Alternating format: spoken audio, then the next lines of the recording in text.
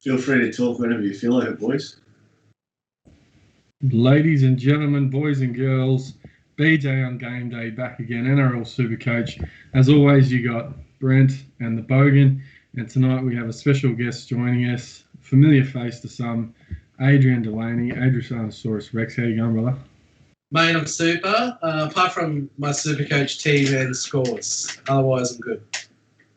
Oh, it looks like you got a bit of a friend there joining you, mate. Who's this? Oh, hello! Special guest. Special guest, boys and girls. Let me wheel the chair over. Josh King's on the show with Ado. What's happening, ladies and gentlemen? Live and breathe the J and the BJ guys. If you're new to the show, you probably don't recognise a couple of these faces. You're probably more familiar with Adrian's, but Josh is actually, half of the BJ on Game Day. Puts the J in BJ, so it's been a little while. But the King, mate, you're back. As I live and breathe. Look what the cat has dragged in, brother. How are we? Mate, good. Obviously, I was keen to get over here to Adro's place this week, but we've had a few transactions to make with Cookie Dough, and it just so happens that I've come on for another show this year. So a bit of MIA action last week. I hear you had a good short and a good sport on in Taylor, so mate, definitely did me justice. She done well, and mate, it's good to be back. Obviously, Supercoach, I've been struggling this year. Wasn't too much into it to start with, but it's always good to jump on, mate. So glad you could have me back for a week. It's good to have you back, mate. It's good to have you back. Like you said, we had a few better looking, slightly better sounding hosts over the past few weeks. Not in particular myself, but we'll have you back, mate. We'll take you back in. Boys, how did we go last week? Bogues, how'd you go, brother? Yeah, I scored just a tad over 1,100. And I had Teddy as captain. Yeah. Oh, ouch. So, lost all but one of my games. But considering what happened to Teddy, I'm pretty pleased just to crack the ton, to be fair. Yeah, that one would have stung a few. I must admit, Bogues, I was thinking he was looking like he was looming as a bit of a pod C. But common sense prevailed for once in my Supercoach career and chucked it on turbo, which worked out. Ados, mate, how you going? You're doing pretty well so far this season, but it was a slower week for you, was it, mate? Yeah, I mean, I got a 1164. Not the best score. Went down 2,000 spots, which would be the biggest drop of the year. I'm like a sick bastard with Cody Walker. I've just got a sick fetish in captaining him. And, when you're up against the Fafita captainers, there's a 200-point swing. They're 200 more. So, a slide for me. It sucks balls. I'm really upset. How'd you go, Brendan? It happens, mate. It happens. It's all about how you bounce back. 1289 for me. I was pretty happy. I brought in Turbo for Pappy. Chucked the captaincy on Turbo, as I mentioned. So that worked out all right for me. I still have some issues finding the right reserves. Didn't play Sam Walker. In a position this week to upgrade a couple mid-range guys to, potentially a couple genuine keepers. So that sort of conundrum is only going to keep getting worse. Speaking of, I did make an inspired trade last week. With Pappy out, Nico Hines going to fullback. I thought, I'll bring in Nico Hines for a couple of weeks. And that paid off. He's already made me 25 grand. Great trade and got the points on the board, more importantly as well. I'm assuming you played him, did you, or not? And he'll play 13 for sure because of all the Origin players now. He'll play fullback, probably kick goals too in round 13, so you can hold him. Yeah, he was good. And King, mate, how did you go? Round us out. You've well improved. Yeah, look, you can't be going worse. Mate, I can't get much worse this year. 12.97, mate. So it was actually some green arrows for once, but mate, I'm still labouring back in about 40,000. I feel about as low as I look on this screen. So King is in on this bet with Taylor as well, isn't he? You have to dye what's left of his hair blonde and. Mate, there's fucking nothing there. It's the biggest bald spot you'll ever see. But what are we doing? What's the bet? Update me. If Taylor beats Brent, he's got to fucking dye his hair blonde and don the Marilyn Monroe dress overall, and we'll film it in Civic. Oh. Yeah, and she got a 1,200 something on the weekend, 1,230 odd, I think. Yeah, I'm gonna have to be careful. I reckon if I keep flunking out in overall, I'm just gonna revert my attention to just making sure I beat Taylor. So I'm going to coach her. Well, she's got about she'll start 15 going blokes worse then. coaching her at the moment. But yeah. She's getting help. But 12:31 she got, so she's not having too much to worry about. She's doing well. Actually, Ham's got a bit better record on the punt than I do, that's for sure. So Not much better. No. Anyway, good evening everyone out in Chatland as well. Good to see everyone out there. A few familiar faces. Kane or The Shockmaster. Few of them in there. Anyone? Shocky, Stuart. How you going, guys? Good to see you. Shieldsy from across the ditch as always. The pride of Ireland. So good to see you guys. Thanks for joining us, and hopefully bring you some never seen before insights on Supercoach this week, like usual. That's all right. All right, boys, before we jump in, anything you want to mention before we do a bit of a recap on round 7 and our how's the on, podcast going, round 8? Do you want to give that a plug? Yeah, it's NRL Supercoach by Adrianosaurus. You can look that up on Facebook. I've got a group as well, and that's where I put all the podcasts, and I'm also on SoundCloud. They're going well. I mean, you listen to a lot of podcasts, and I think the reason why I like BJ and GameDay is a bit different to other podcasts. And I think I'm a bit different with all the fucking, I was telling Kingy that it's a bit like tinfoil hat I wear, and I've got a lot of conspiracy things that I think about. But I think I'm pretty, I've got a good mathematical brain, so I think doing it at the fresh end of the round, I think I can predict what your score will be and where you'll end up on the ladder. Like I predicted what I was going to go down this week. I was quite right about it. And I just give advice on strategy, and, I think it's going well, and I'm getting lots of new follows and stuff, so give it a listen. If you don't mind a bit of swearing and a bit of singing, I sung my outro this week. And you sang it yourself? I sang it myself. Ooh. Well, I hummed it we'll have to tune to the Jurassic Park thing. Yes, I must admit, I turned on Jurassic Park for the kids over the weekend, and it made me think of you when it came on, mate. I do. And the analogies like bananas with eyes, I mean, that's second to none. And I think the other thing, the beauty of yours is your time to market. It's pretty much up Sunday evening as soon as the round's over, right? So you're getting out there pretty quick and doing a really quick recap, which is good. So you're getting some raw emotion of those recent scores and how you've gone for the week, bud. So you're doing well. Good to see. Yep. Anyway, going into the results. Bring them up. Who we got? Hampton. Your place. Yeah, look, I didn't watch this one. I must admit, to be honest, I know people sort of suggested we were in it and we're in there for a bit, and the scoreline doesn't really reflect how the game played out. But in my opinion, I think this scoreline does reflect how the game played out. I think we were constantly on the back foot. That whole second half, we were sort of finishing our sets in our own 30, kicking to them to bring it back and start their sets on the 40. So we were under the pump for a lot of the game. I think we were admirable to hang in it for as long as we did to keep it close. I think we kept it 10-6 for a fair while there, but I think the class of Penrith just got there in the end. Too much strike across the park and just constantly, applying that pressure like the good sides do. But look, it was good from us. A bit of a better showing than against the Titans a couple of weeks ago, so we'll take that. But just sort of goes to show where we're at. But I can't believe I'm saying it that we're actually missing Pearce's kicking game. The amount of times that Blake Green kicked it straight down the throat of Dylan Edwards on last was just absolutely made me sick. So he's fucking useless, Blake Green. Fucking hell, he takes so long to kick the ball, and then you think that it's going to be an awesome kick because he's taken so long. It goes straight to the winger and on the 30-metre line, and they're at the halfway on the first tackle. Oh, fuck him off. He's the captain.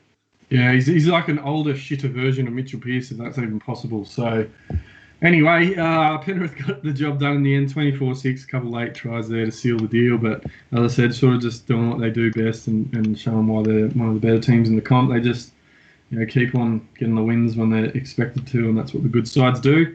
Supercoach-wise, it was Cleary once again top scored. I think there was plenty of people out there that just chucked a straight C on him, which paid off, I guess. He's always finishing games. He's updating near 20 points some weeks. It's pretty crazy. He's just consistently updating. That update in the 20s, and it's fucking Cleary and Fafita. Celebrity players, mate. The new unicorns of the competition. Brian Toto, really solid again. I mean, that's That's some big points for a ringer only scoring one try. Dylan Edwards made a return. He was solid on return again. I'm quite surprised, boys. I actually thought Jerome Luai ran an absolute muck out there. I could have sworn I saw him make 4 or 5 line breaks. Every time he touched the ball, he looked dangerous.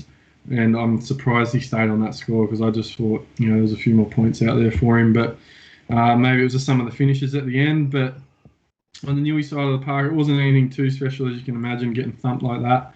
Kurt Mann, 78 points there, setting up Stafford Toa for our only try, sort of against run of play. Jaden Brayley continues to be solid. Bradman Best, pretty good in a well-beaten side with 65 points there. And Barney just sort of tinkering on that edge, guys. Losing the goal kicking, obviously it didn't matter too much in this one, but if he's only been scoring 55 to 60 points, it's kind of awkward, right? Like he's almost looming as a just hold for 13 and then sell. But you might lose a bit of cash by the time he gets around 13. What are your thoughts on Barney? If you've got him, or if you don't have him, what's your thoughts? No, I haven't had Barney since the start. And look, obviously there's a few weeks there while he was kicking goals and that you definitely regret it. I don't think he's a must-have now. Now that Ponga's back and kicking goals, I think he's just like any other second row in the comp. You look at Isaiah Yeo, you look at Gerbo's obviously gone a bit now, but yeah, I think he's just going to sort of hit that 65 average. So whether you got him or not, I don't think he's essential. Yeah, you hold him until 13. And, let's not forget the last week he scored a ton. He scored 100, and that combo with Ponga, running on to the left of Ponga looked dynamic. So they played probably the front runner of the comp. It wasn't on. He scored a 58. That's his low score. If they have a semi-even matchup or a low team, Barney's going to be on the back of some Ponga attack and score right. So I think hopefully he just holds around the 500-600. You piss him off after 13 you need a 75 average in your finishing second row, not 60. So yeah, probably maybe a little bit harsh. You're right. I think he definitely has that try scoring ability as well. Like he genuinely can score tries out on the edge, like you said with KP. I guess the other interesting thing to note is it looks like Lachlan Fitzgibbon's made his way back into the side this week for us, so that'll also be something to sort of keep an eye on. But he had 55 points in base on the weekend, which is still really solid. And whilst we play the Roosters and the Raiders in the next 2 weeks, we then play the Tigers, Cowboys and Manly before the round 13 bye, which we do play as well. So not suggesting he's a sell, but definitely just sort of eyes on him at the moment. And looking to see what happens with him with the Fitzgibbon edition and then post that round 13 fixture. What about those people that went and you got wind that Pat was out, or they may have even gone early on Teddy, that went and chased Ponga's 160. You'd be really disappointed with 50s from Ponga. I know it was a tough matchup, but it was the dumb move, wasn't it, to just go happy to Ponga with a hard run. Probably in the long run maybe it'll work out, but this week it'd sting, wouldn't it? 50s.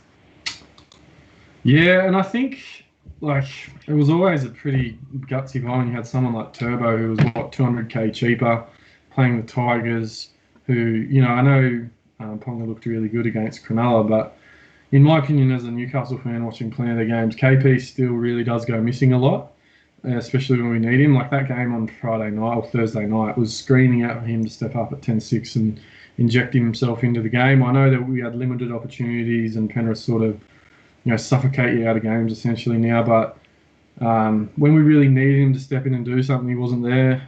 That's sort of the issue I have with him. The next couple of weeks are sort of harder games. Maybe we see him elevate himself. I think, to equate it to like horse races, you always look at horses sometimes when they're second up, first up they go well, you're excited, you're sort of back for that first game.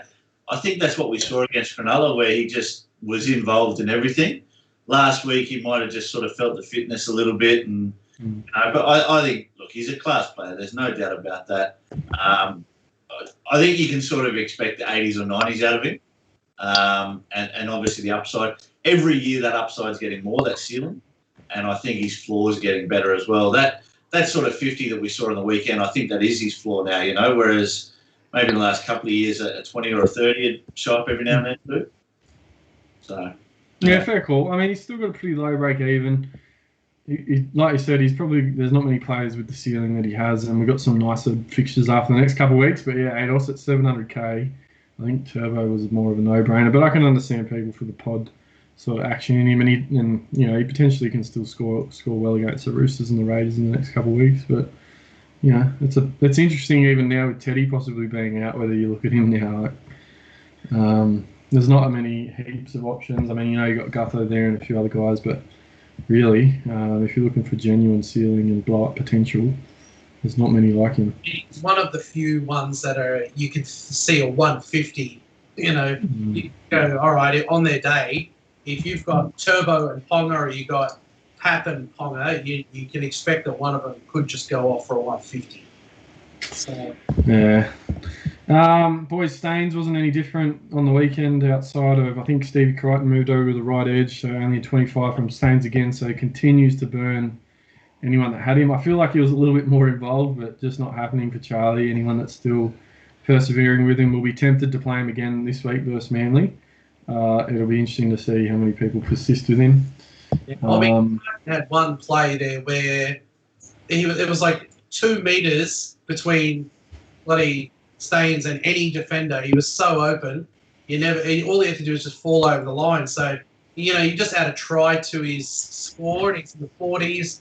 But if he doesn't score, I mean, you think that realistically his good scores at 80, and then in between it's 20. So over the year, he's going to average 35, 40. He might have that odd week where he gets a couple and gets 80 or 90 or 100, but once Momorowski comes back, it probably ends again. His best prospects were for the next 3 weeks while Momo was out, but Crichton doesn't look a great deal better. Anyway, moving on to the next game of the round, boys, and it was a cracker on the Friday evening. I didn't actually get to catch it, but 70 points scored in it.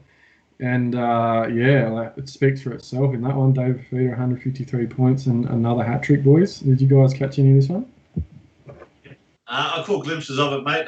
Just obviously finishing work and a bit of boxing, but caught the second half. So managed to see the comeback and, I guess, the Benji Marshall masterclass, mate. It just 36 years old, 37 years old, whatever he is. He definitely hasn't lost it. He's just, on fire out there. But obviously, as Adro said, Cody Walker missing. Well, no, he wasn't missing. But he did go missing, didn't he? Well, I mean, he's fullback, and outside of a try and a try assist, a line break assist, there was no points, no tackles, nothing else other than the 3 attacking stats. And he's named a fullback this week with Benji in the 6. Now who needs? So I mean, Cody is okay at fullback, but he's got a worse work rate than bloody Latrell. I'd say something too. I think, for me, I'm looking at Cody. I don't think he makes Origin. I don't think he does. No. And I'm looking at him probably in about 3-4 weeks' time. I think it'll be right to go Schuster to Walker. I think Schuster will continue to make a little bit of money. And I'm going to get Walker in a few weeks' time. But, mate, this game, look, the biggest disappointment for me, I thought finally this week that, obviously bringing in Turbo made him captain. Just disappointed to take the captaincy off Fifita and put it on Turbo. So, it cost yourself 30 or 40 points, but still a good score. But, mate, Fifita, that second try that he scored, beating 5 or 6 players, that's just ridiculous. Like, that's something that Matty Bowen used to do, or someone that weighed 70 kilos, not a bloke that weighs 110, 115. So, he's just a freak. I mean, Dave, he's only playing one half too. Like he even when he scored the 140, that it's like he packs up shop after he does a great first half, and as the second half, he made 3 runs in the second half. He didn't genuinely score 300 points on the week. Yeah. No, it wasn't. It's pretty crazy. I mean, he's only 20, 21 years old-ish for that. So, big score there. There was plenty of people. Well, not plenty, but I know we had a couple of guys. Queenslander, unfortunately. Corey Thompson rewarding anyone that went on him. He was actually around 100. He was closer to what sort of Fifita was at the end of the game, but lost a couple of line breaks, I think, boys. But rewarding anyone that jumped on him, he's been massive all year. I mean, I must always look at Thompson and just think, I can't go him. But this year he's really proved me wrong. Hasn't had a score under 52, couple tons. Actually looks pretty good. Peachy's rewarding owners as well. I know there was a few people jumping on Peachy, a little bit cheaper guys. Scored 81 points. Brimo bounced back. Kelly updated nicely to score 64 for the Titans. So they were good, but they were in a beaten side in the end, 70 points. Colin Matangi, boys, was massive. Obviously, that's an outlier score for him. He's still, he's playing pretty much 80 minutes now, but the base, is only about 35 to 40. He had 50 points in base on the weekend, which is pretty unusual, and had his hand in a heap of attacking stats. So he's going to make a fair bit of money now with a big negative break even. So if you had him, you'd be happy about that. I don't think he's like a genuine buy, because you could just go back to averaging 35 points for the next 3 weeks, and they're going to have a bit of a hard draw coming up. Otherwise, apart from that, probably not too much to report of relevance. Cookie was a bit quiet again with 52, so I think, if you have Cook, or you're thinking of looking at Cook, I don't know if you can really do it now. You're just going to cop these high 40s, low 50s from him for random weeks and the odd ton. Yeah, I said in my podcast that, people are doing things like this week, selling Watson, even though he's around 13, down to Simpkin to make 400K. So, you're going to lose Cook to Origin. What's his price now? Sell him to Simpkin, make 400K, and then upgrade Staines to fucking top, or whatever. Pick yourself around 13. There's heaps of great options in centre wing. Do you hold Cook scoring 40s when Brayley scores 65 in tackles alone? Why not Cook across to Reid Marnie, who's going to play 13? Could be a captain option in round 13. Why hold Cook? Is he going to play 13? I reckon he's a smoky for one of those maroon jerseys off the bench. Where you got Harry Grant, I just don't know. I mean, I'd love to see him as a 14 instead of Hunt. I fucking hate Ben Hunt. Yeah, true. I guess I forget about Benny Hunt as well. He doesn't get that 7 ahead of Cherry Evans, but with Munster in the 6, probably a fair call, actually. Yeah. Next game? Yep. Might as well just go to the next game. Fucking hell, these two. Yeah. Sevo, 3 tries, 157, huge score. Gutho was on fire. Oh, fuck. Cardi- There's a Jed Rose or the Shockmaster that's always on the Cardi party. I bet you people are going to buy him. They'll buy Cardi this week after that 120, even though Maddo's coming back this week. and people are going to... I bet you Cardi gets at least 5% buys. Yeah. J100 was good. Haas is a bloody... Haas, does he ever score under 70? I know he got 60 in his first game back, but he's just... You could just set your watch to him. 70. Some of his runs are just like 40 metres. He's so good. Lodge looked all right, 50. Nothing else really to talk about in that. I mean, that people would own. Isaiah Papali'i, did he score a try on the weekend? 83? Yeah, he did, yeah. Oh, right. He's the one that got away, wasn't he? You can't get him now. 408 to start the season. He's up to about 660 now. Wow. Yeah, so he's actually 700K. He's made nearly 300K in a 42 break even this week. But, with Maddo coming back, whether they, drop Lane to the bench or how they work that, or just ease Maddo back in. But, totally agree. Talk about the one that got away there. Mate, not even I saw, at the start of the week, he was my pod for Parramatta, Papali'i, and not even I saw that. I thought maybe he'd get up to if he could crack 600, that'd be amazing. But mate, his attack's just been awesome. He's just running awesome lines and playing good footy at Paris. So, yeah, huge. And it's just one of those lucky things that if you buy a player, in your mind you thought, well, 2 weeks he'll get, and then he'll be back to the bench getting 40, 50 minutes. But with Maddo being out, he just keeps getting the start, and it's just been lucky and awesome. It's just one of those things you go, the best thing of my year was that I bought Isaiah Papali'i at, what was he, 400. Mm-hmm. I mean, it's crazy as well. You probably don't think it looking at him. He's only 22 years old, so, he's quite young. He looks like he's about 32, but he was massive. I think one of the big boys that I've got in my team who has absolutely stunk it up in the last couple of weeks is Junior Paulo, boys. Oh, I'm absolutely stuffed if I know what to do with Junior Paulo. The minutes have been a little bit reduced in the last couple of weeks to 50. He was playing sort of high 50s, but the base just isn't there, and I don't know what's doing. the way Brad Arthur plays them, he's a decoy because he scares the shit out of the defence. So when he runs through as a decoy, he's pulling in two people, and then they just go out wide and create an overlap. It's actually great play, but they're using his fear factor and size instead of it being runs. It's sort of the same thing that Billy Kickout does at Penrith as well. You know, like, over the years, how damaging can he be? But they use him to, bit of misdirection. So yeah. So I mean, what's Paulo at? I mean, he's 467k now, and he's faced with a 90 break even. He's just lost 50k this week and lost 100k on the season. I mean, I started with him, so I at least got some of his good early points, but I've got too many other issues with my team to sort. Well, not issues, but he's going to play Origin too. So he will. Yeah, I think he will. I think that Brad Fittler loves him. It's basically all but guaranteed him. Just after how great his Origin was last year, he was fantastic in Origin last year. I think it's going to be him and Sofidi that start in the front row, and they'll go Haas off the bench. So I think he's in. Yeah, I think he's in as well. I think Paulo will definitely be there. I guess the problem is he could be under 400k in the next couple of weeks, so you sort of need him to get some meat in the next couple of games just to jag a 70 or 80. Otherwise, he's going to absolutely plummet. Yeah, so Simkin, and then you can get him up to Haas. Yeah, it's sort of like if you keep him this week and he doesn't produce, he's going to be about 400k, and you're just going to have to wear him for a couple of weeks until we get to Origin, basically. But he's he's gone off the boil big time. And live in Tavita Loca, mate. Talk to us about your boy there. What are you going to do? Yeah, well, I mean, last week I made the biggest blunder of my season, really.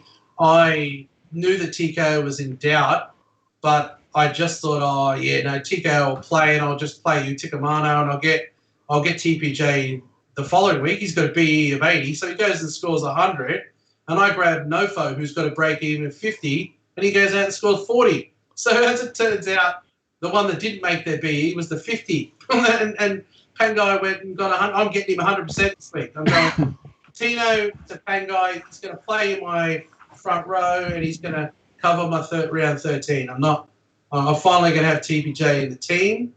He can score 100. He's what Paulo. He does what Paulo doesn't do. He might score 40, but he scores more hundreds, Can he play for Queensland, or is he allegiance with New Islander? He's New South Wales. Yeah, he's a blue. But he's eligible for New South Wales. TPJ? Yeah. Oh. He's put his hand up to say he'll play if he gets picked. I can't see him picked, but he did come out during the weekend. He didn't get picked for Queensland. I mean, I think I had the same conundrum, Ados. I was either TPJ or Nofo. It was a bit of a coin toss. TPJ was cheaper, had a higher break even against Parramatta. I know he was starting on the edge, but he can be a bit, he was always going to find it hard to get attacking stats. As it turned out, they scored one fucking try, and he scores at running out of dummy half. And then you had Nofo up against the Eagles, who was a little bit more expensive, had the lower break even, and has a higher ceiling. I mean, you look at that game, and he gets pulled back by Jakey Trbojevic, which I don't know if you saw that one. That one should have been a sin bin. And he possibly supports whoever it was that he put away down the sideline, Leilua, and scores.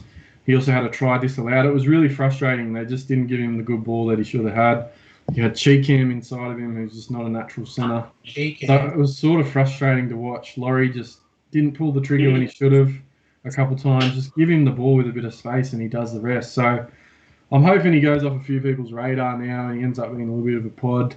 As a result, but that one did sting. It cost you, 50 points in the end, which made a big difference. It cost me a few dollars, and I ended up getting 227s, 54 points in my front row, when I would have got at least 127 going Pangai and Witikamana. So it hurt. It was a difference between a 1260 and an 1150. So those are the decisions that you make. Like the logic said that I could have grabbed Nofo.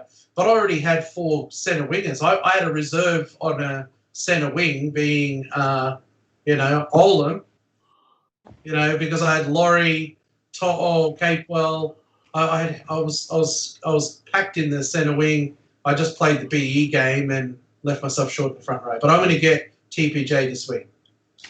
I agree. I'm getting TPJ this week. It was just like one this week, next on the other week. So, unfortunately, as it always fucking happens to be, I picked the wrong one this week.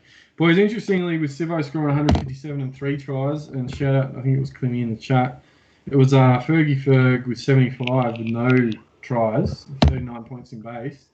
I was sort of thinking I'm going to get rid of him as soon as I can, but he's just pumping out some good scores as well. Probably won't play Origin. Looming as a nice little one for anyone that jumped on him, but... Sure, mate. Hampton, he's a hold, mate. He's just too much class. They've actually started scoring down there. Yeah, he's going to throw out a 30 or a 40, but Fergo's got to be a hold, mate. Considering almost the Fergo of old, nearly. Centre wings this year, like there's really, other than Toto, there's no one gunning it, week in, week out. So yeah, I mean, you're just going sideways. Anything you do. Yeah, and he's just got a good base, and the way that they're playing now, they're using both sides of the field. I mean, even I know someone that went a flyer on Sivo, and the difference between Sivo and Staines, they're both those sort of roller coasters, but with Sivo, he goes over in threes. Like, he does more consistently what you want from Staines. He goes over and scores big, like we saw it in that first 2 games from Staines, but we've never seen it since. And Sivo, you'll get 30, 30, 30, 150, and it makes his average pretty good. And he always ends up at a good price. So, he's one of those. I always like to have one. I always like to have one centre wing that fleety, could go huge. I think I had a Sivo in about 3 of my 5 draft teams. So for that reason, just that genuine blow up potential for weeks like this. And Gutho on that left side to Sivo looks unbelievable. Anyway. We're talking for 10 hours tonight, the way we're going. Moving on to the first game on the Saturday. There was only 2 on the Saturday because of Anzac Day. Boys, what's doing? Joshy King, it's fitting that you've joined us, mate. Explain to us what happened. I've sort of called it from the start of the season. I haven't been impressed with the Sharks this year. I don't think we've got it in the forwards. I think we're soft. A couple of the games where we have performed well, they've sort of stepped up a little bit, but I just think we get dominated up the middle. I don't think, Woods is just playing for too many penalties. Ueli, I think, is just a little bit soft. It's just not that good. I actually didn't mind the signing of Tolman when he came on board. But I just think Cronulla are a little bit slow, a little bit soft up the middle. And it didn't really surprise me. When I saw the odds, Cronulla were $1.12, Bulldogs were $6.50 or something. Mate, I would have had 1,000 on the Bulldogs all day because... that was just ridiculous odds. Mate, from a Supercoach point of view, but there's just 2 teams that you really don't need to look at. SJ back, which was good to see. He had a couple of solid touches. Jesse Ramian actually looked the best player on the park for Cronulla. He looks damaging, but again, it's finding consistency in his game and the team around him that can allow you to have him as a Supercoach player. You've had him before, mate, Anthony. You know the ups and downs for him. So, and the Doggies, mate, well, they just got the win. Good to see, obviously, Trent Barrett get his first one for the year. But, again, from a Supercoach point of view, who gives a fuck, It's interesting with SJ, mate, because I think you're obviously not going to pick him up now because they don't play around 13 bye, but there'll be plenty of people hoping, they play Melbourne this week, Penrith next week, so it doesn't get any better. But another couple stinkers, and he says probably a massive drop. In a row, mate. Yeah, I'm fucking on him. I'm jumping in there. I'll happily go Sam Walker to him and be able to make money, if we... Yeah, well, he's going... Lives in a row. Melbourne, Penrith, South are your next 3. So it doesn't get any better. But I think that's 2 and 8. Cronulla missed the finals by a long way. Yeah, he'll get match fit though. So SJ is a finish the year player, around 17 option for you, big time. He could be just cherry right, in that game. In round 17. I think we're round 8 this week. Yeah. So you look at what? Fuck, that's ideal for round 14. Unless he really bottoms out over the next sort of 2 to 3 weeks, I think probably round 14 is when you jump him straight in, and I reckon we might be able to get him at 420, 440. It'll be interesting. He might be really ripe just before the bye. He could hit nearly 400k the way he's going, but it still depends how he goes the next 3 weeks. Look, Supercoach-wise, I think Thompson was the only one worth mentioning on the dog side, genuinely. He's a bit awkward because he doesn't play the bye, but in 60 minutes he had some really good base output.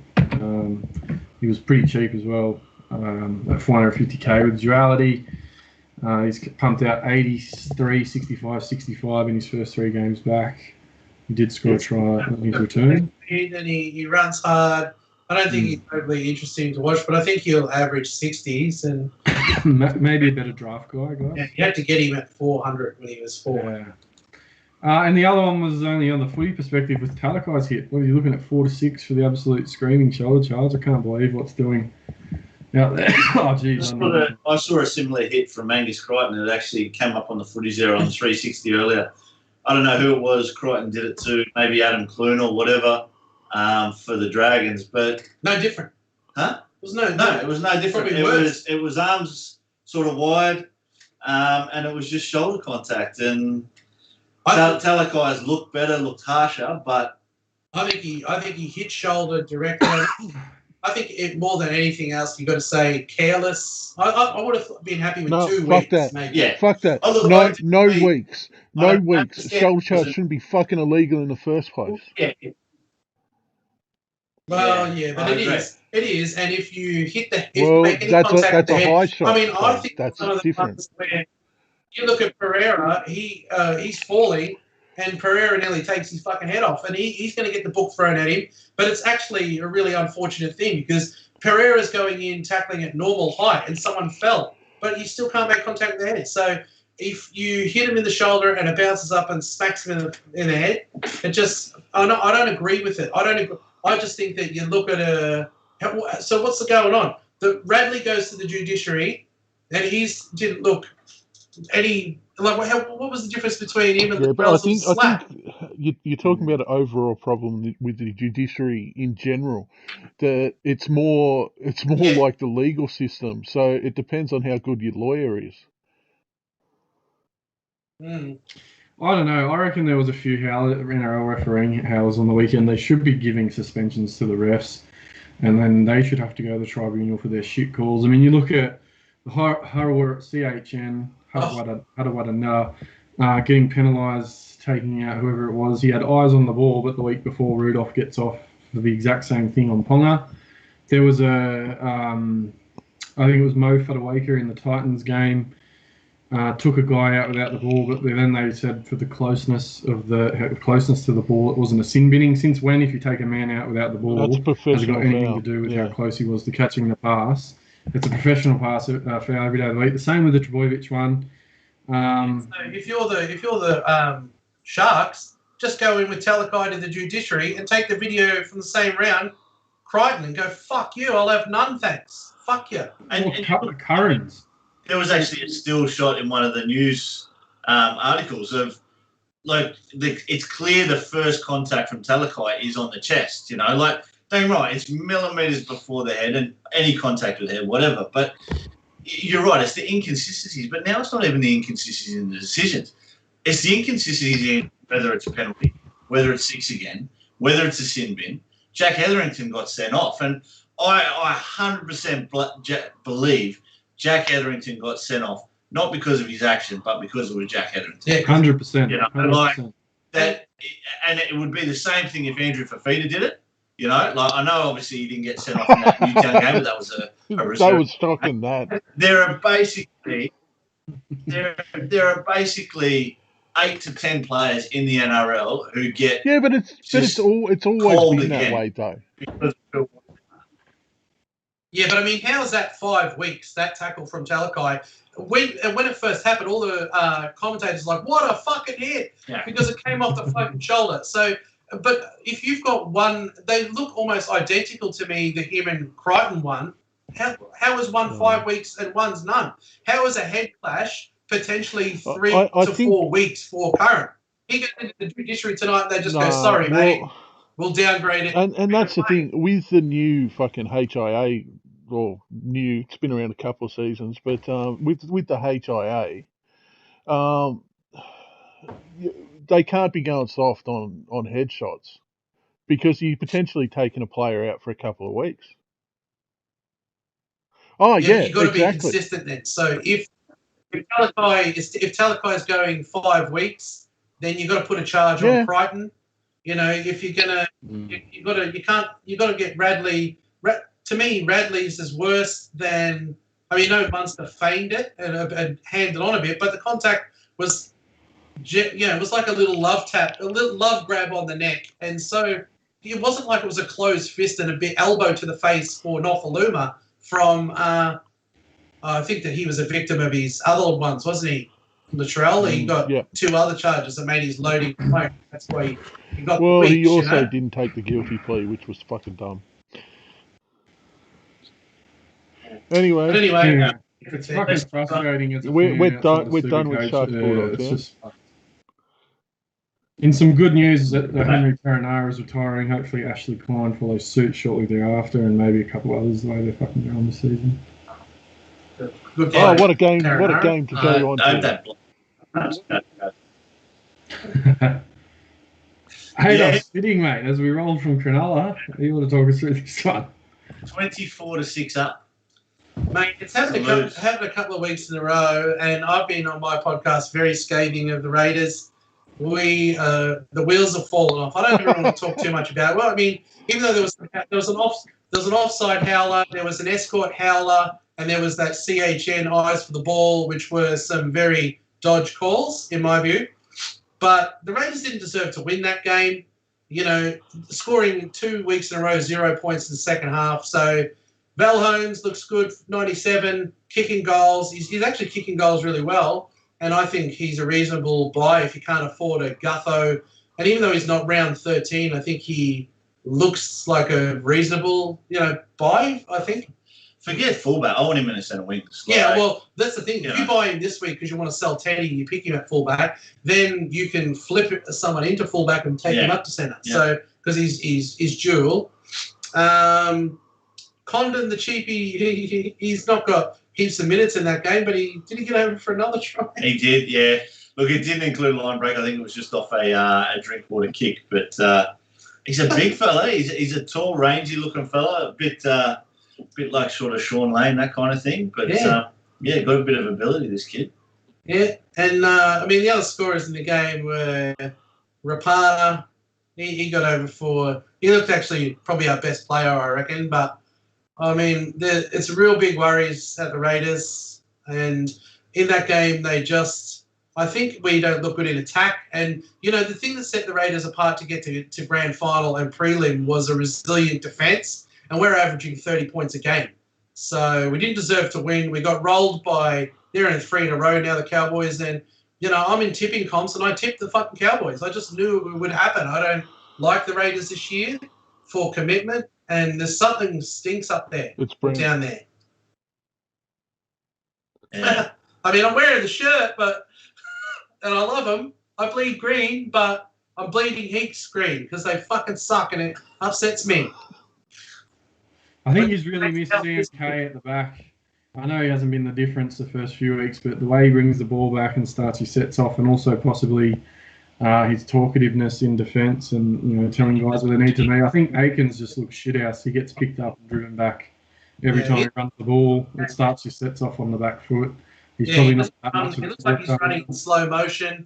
He runs half the speed of CNK, and he got found out in defence out of position a number of times. So I've got to say as well, I think he's lost so much losing John Bateman. Yeah, just. That bit extra creativity. He was brilliant in defence, 80-minute player.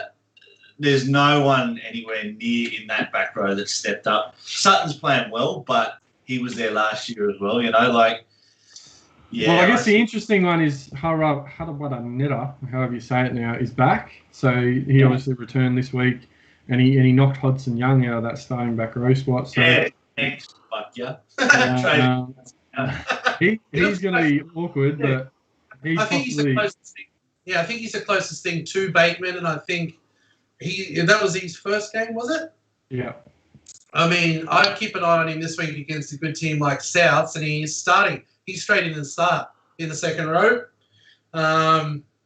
But, I mean, you've got to worry about all those teams like Kevy changing the halves every week. Ricky's changing the team every week. That just reeks of desperation. And you can't have really any Raiders because one week Papali's out of the team. The next week it could be Hudson Young. Tuppany's dropped. He's just fucking panicking. And,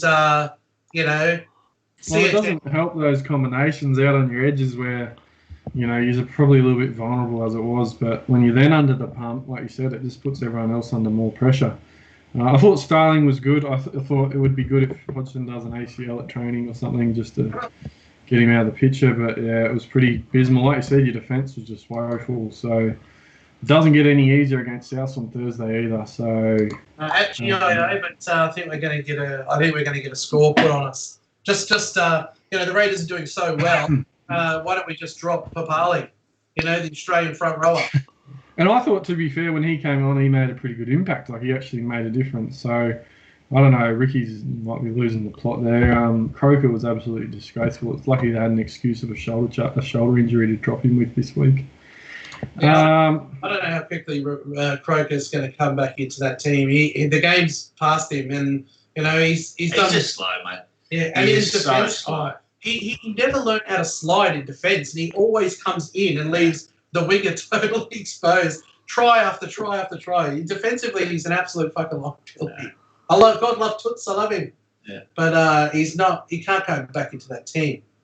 Yeah, it'll be interesting to see what Ricky does with Croker in particular, because, I think if you're looking at anyone, he's one of them.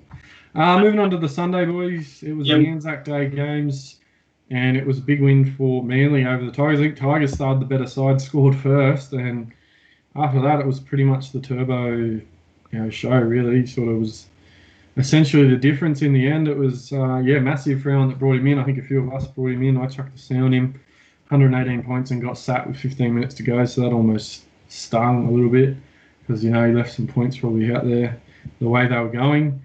DC got a double, set a couple up, I think, as well. Garrick seems to be one of the biggest beneficiaries of the Turbo return. I think that's back-to-back tons for him now.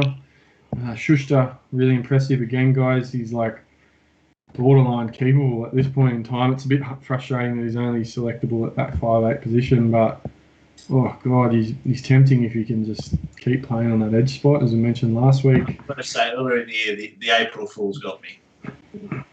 That he got the duality added. I woke up in the morning, I was like, you fucking beauty. That was a good one. No idea. Tiger style of the field, Luciano was probably a bit of a standout. Looks really dangerous. Always a great football player. Love watching Luciano. Nofo was a bit disappointing. I think there was a heap of points left out there in the park for a Nofo owner, and anyone death riding Nofo would have been happy with that. Simpkin, I don't know if he ended up going off for a HIA, guys, but he only scored 45 odd points, and it's interesting, a bit of a discussion this week around whether Simpkin's a buy, Little possibly back into the side, but at 173k and a minus 38 break even, he's only got to go out onto the field and he makes some good coin. It's just whether it's worth trade or not. Scores more points than Damien Cook as well. Yeah, and I think, someone like myself, I've got, Madden still? So I've got the luxury of trading Madden to Simpkin via Watson. I don't have to make a decision about trading Watson or Simpkin or something like that, so it's probably a bit easier for me, but I know there's a lot of people grappling with that one. I played Laurie as well. I just thought there might be some points out there against the Eagles. Unfortunately, it wasn't to be, but yeah, Manly, a couple of big wins. Turbo makes a big difference, and it'll be a good game against Penrith this week. We'll see really where they're at, because they've been a different side with Turbo's return, boys. Mate, I don't think I've seen a bigger one-player impacted team since probably back in the Newey days, mate, and Joey Johns. Like, if Joey was there, they were amazing. If Joey was gone, they were just woeful. And Manly seemed to be the same with Turbo. And he just lifts everyone. DCE becomes a better player. Gervo becomes a better player. Like, just... Even Foreign looks good. Yes, the whole team. And, you talk about, obviously, Junior Paulo and that, that attraction he has. That little bit more that Turbo takes away from everyone else gives them opportunity, but it doesn't matter how much you put on Turbo. He's just that fucking good that, he just slips through everywhere. And the thing about Turbo, they're obviously managing his minutes. He and Fafita are ones that just stay hang the hat on the fucking stand and they go, thanks very much, I've had a good day with 30 up. I mean, you might as well pull him off because he wasn't going to fucking do anything in the second half anyway. So, like, you know, everyone's like, oh, Turbo could be that break the record type Turbo. Well, he's going to have to do it in the first half because he's not going to do it. He's not going to play 2 halves of football. I guess the most promising thing was, I mean, it's just an injury return, a hamstring. I think I read from the physio during the week that the highest risk of re-aggravation is in the first 2 weeks of the hamstring. So he's got through those. But the way he was hitting the line, boys, like he was hitting the line hard and breaking through. So it's a bit of a different looking Turbo. Until he does a hammy again. Until he does a hammy again, and I'm fucked in 4 of my 5 drafts. But, you know, he was really good. I think if you've got Tedesco, you're pretty much going to straight swap to Turbo this week. They're both pretty much the same price, except one has a negative 18 break even. The other one's got 157 and a concussion history. So, you know, I think Teddy probably misses this week anyway. But, yeah, it was awesome to see the big Trbojevic back in action and gliding across the park. He was unbelievable. Interesting to see how he goes against Penrith. Jump to the next game, and obviously the Roosters. Sammy Walker show, he played well. It was the Roosters absolutely destroying the Dragons, and arguably, obviously, Teddy went off with that HOA. They became a different team and a better team. Joey Manu went fullback, looked good. Drew Hutchinson at times sort of made the right calls and things like that, and Sam Walker just stepped up. So, look, I think this is probably what you see from those top teams, is how well coached they are, that they can adjust when a class player is gone. And, you know, sort of shows that they don't necessarily have to rely on them. I always thought it was going to take the Roosters a few weeks to get going with Walker and Hutchison, but I think they're sort of there now. And, I mean, imagine you lose Teddy, who's the best player in the game, but, I mean, how many teams out there that don't, you just count out Turbo and, you know, but every other team would take Manu at their fullback, wouldn't they? Yeah. And Manu's a bloody great fullback, so that's just the versatility that they have. And, you know, they got great players all over the park, and I think Walker, for his age, is just unbelievable. Unbelievable. Yeah, crazy. He's the one that stings me. I just didn't pick him in my 17. I had a few options, didn't play him, and I thought he might do a couple things, but like 125. But yeah, he's just super impressive, considering it was his third or fourth game, whatever it was, 5th game. I can't recall now, but yeah, pretty amazing. Satilli was pretty good, scored a try, 84 points. I had held on to him, so I've ridden the highs and lows of Satilli. It's probably still a buy as well. Tupu bounced back a little bit with a 75. Boys scored a try. But, yeah, I don't know. He's probably not much else doing there, really. I think it'll be interesting to see what Verrill's influence has on the Roosters. And I thought that might have been an upside to Teddy, but we didn't get to see that, obviously. Tupu get an origin spot? I think he's lost his spot to To'o, in my view. Well, I don't know. I think if he's going to pick up Turbo on one wing. Number one. I think so. I think he's got the runs on the board in Origin, and I mean he's not doing anything wrong really at the Storm. I don't think Tupu set the world alight, whereas To'o has. The players are just To'o looks like a player who's gone and snatched a New South Wales jersey for himself. He took it on form. Yeah, fair call. I mean, it'd be interesting because the way that it's going, it doesn't look like he's going to leave Turbo out now. So I imagine he's either going to play centre or wing. Yeah, it'd be really interesting to see what that side looks like. Whether Latrell has found himself a centre spot as well. We might not end up running a centre again. And then the other one would be whether they pick Whiten or Luai at 6. If you're going to pick To'o and Cleary in the halves on that side, you may as well pick Luai at 6, right? Maybe have Whiten coming off the bench, but then you've got Pappy in the picture. So, I think it'll be interesting. If they want to win this year, I think they should go with the Penrith combo and go Luai. I think Luai's almost the best player in the game. He's certainly the 4'5'8", and I wouldn't even have Whiten in the fucking team. I mean, no, neither would I. I don't think he fits at the moment. I really don't. No. I can't believe he got the Dally M last year. Look, I can understand if they left him at 6. He doesn't take a centre spot. No. And they don't need him. They don't need him as a 14 because Pap will play 14 better. You know. Yeah. Oh, absolutely. Yeah. So he doesn't get a run, and you go with the form halves. I mean, Queensland is not going to have a terrible spine. They're going to have Ponga, Cherry Evans, Munster, Harry Grant at 9. Yeah. So pick the best fucking spine you can. No Whiten, just go with Luai. And I think Walker is ahead of Whiten. But yeah, you're right. I think Luai's ahead of both of them now, just with his combination there at Penrith. They just seem to love Whiten for some reason. They just really love him. So, because obviously Roosters don't play 13. I think he always goes on a run at a certain time where you're just going to see that. And I saw a little bit of that last week where he might be about to do that. Roosters have obviously had that first sort of opening 3-4 rounds where BMOS dominated well. They went to the right-hand side. Teddy's not attacking as well off these other halves. They've had to find a different way. I think Toops probably sees the ball a little bit more over the next 5 weeks, but I would have loved to see him playing round 13 and I'll leave him in the next week or two. The fact they're not, and if he doesn't get that spot, I've got to stay away from him for now. I'll be sure if he turns up this week and next week. And to finish it off, boys, for the round, it was on Anzac Day, it was the traditional Storm v Warriors.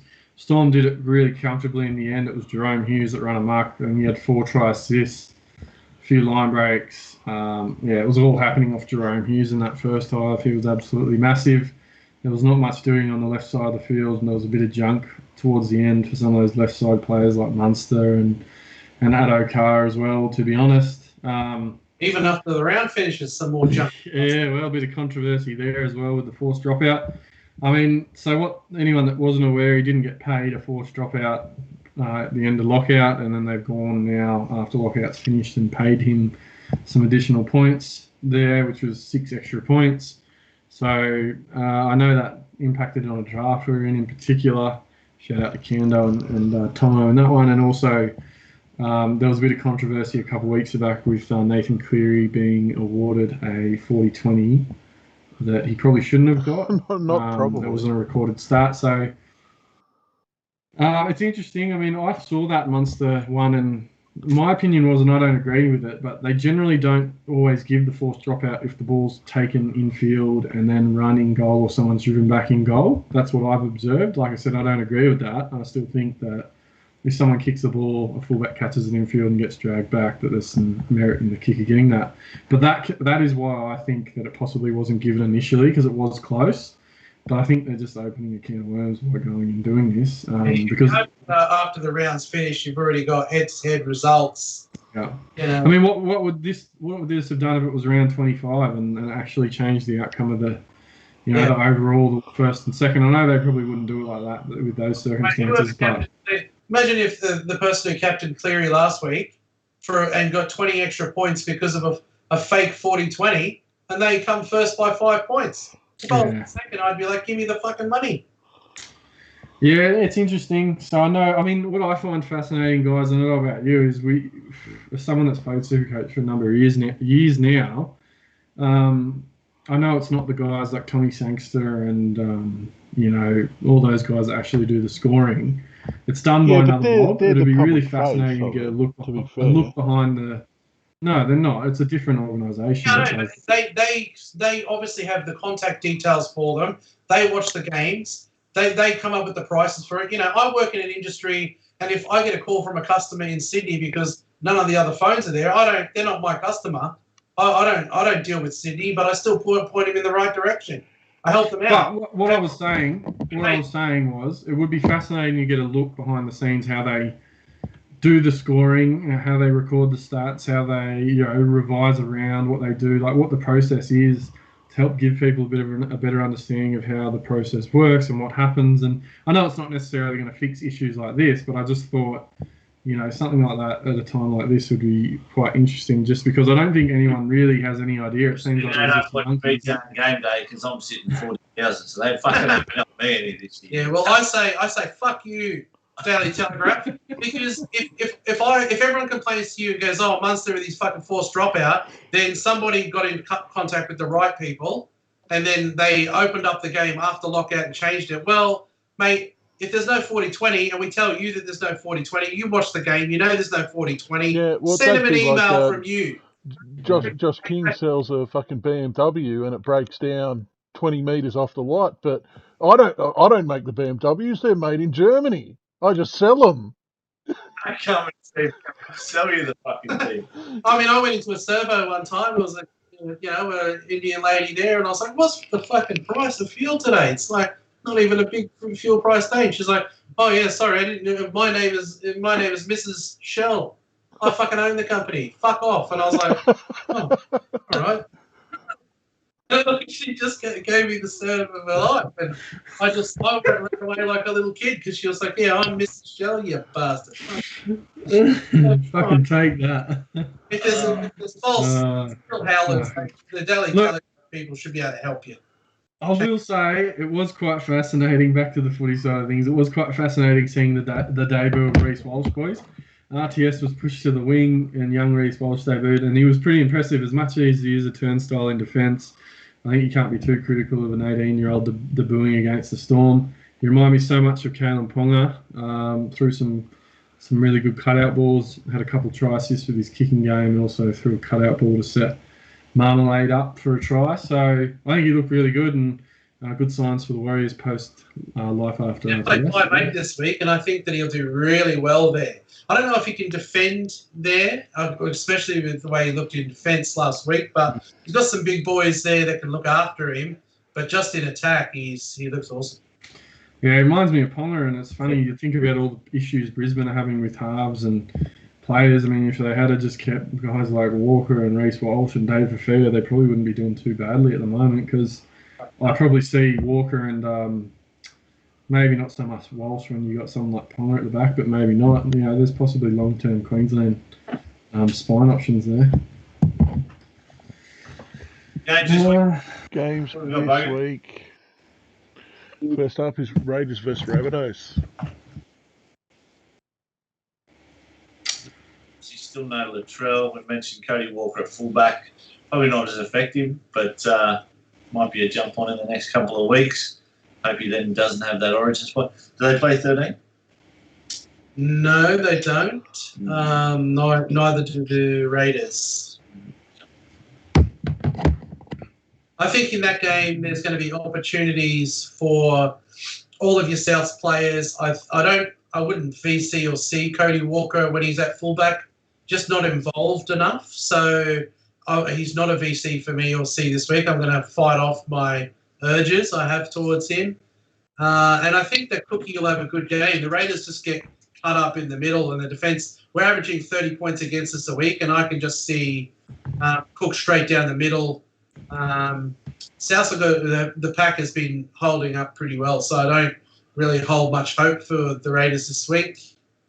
I'll keep an eye on CHN and see, if he bangs out a 50, 60 this week, he could be a downgrade option. But, I mean, I wouldn't be holding on to bloody Hudson Young. He's dropped right back. He looked good. Fucking looked good to start. Well, mate, he did. He really did.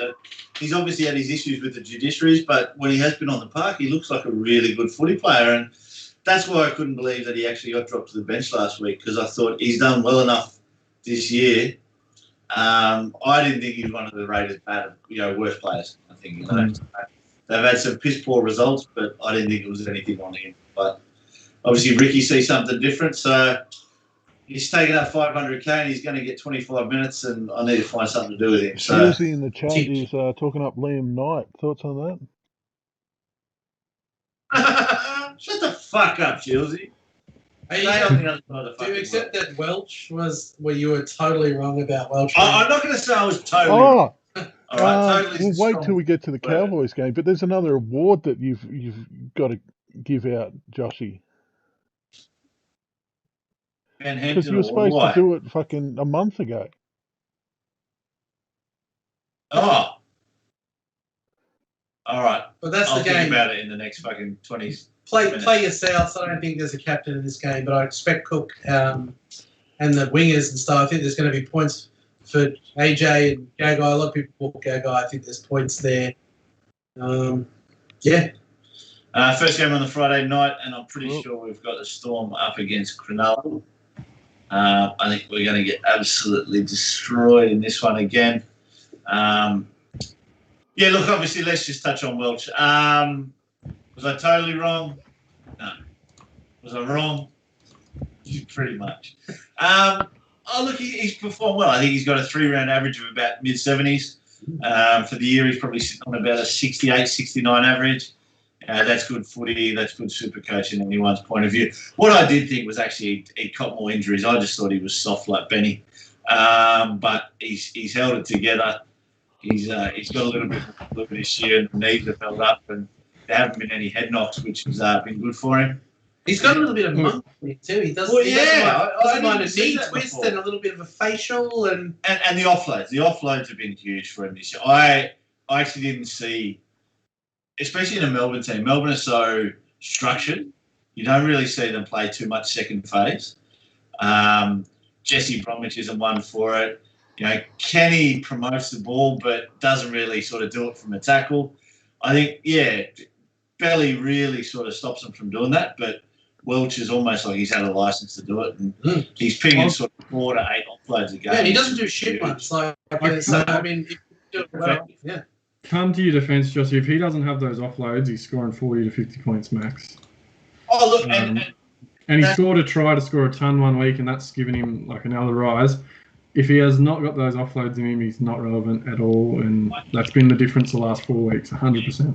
I still don't put him in a top 17 team. Like if we're talking round 22, when it's getting towards the business end of the year for Supercoach, he's not in a top 17.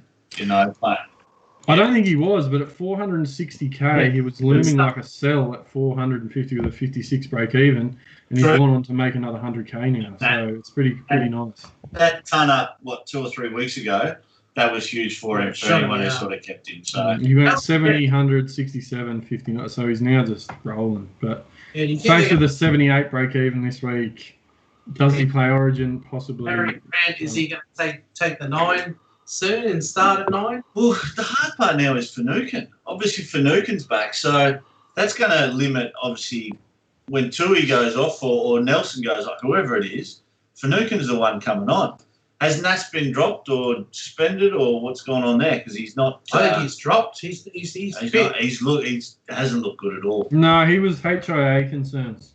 Yeah, he's shown some symptoms of HIA, so they're giving him a week. When you bring a middle like Finucane in, it's going to mean minutes off the middles, and I think that Welsh, you're getting to his peak, points, because his role's going to digress. But I just look at, like, speaking of Harry Grant, he's got to be an 80-minute player, surely. Like, he's 2 games back in. You can't sort of say fitness isn't there.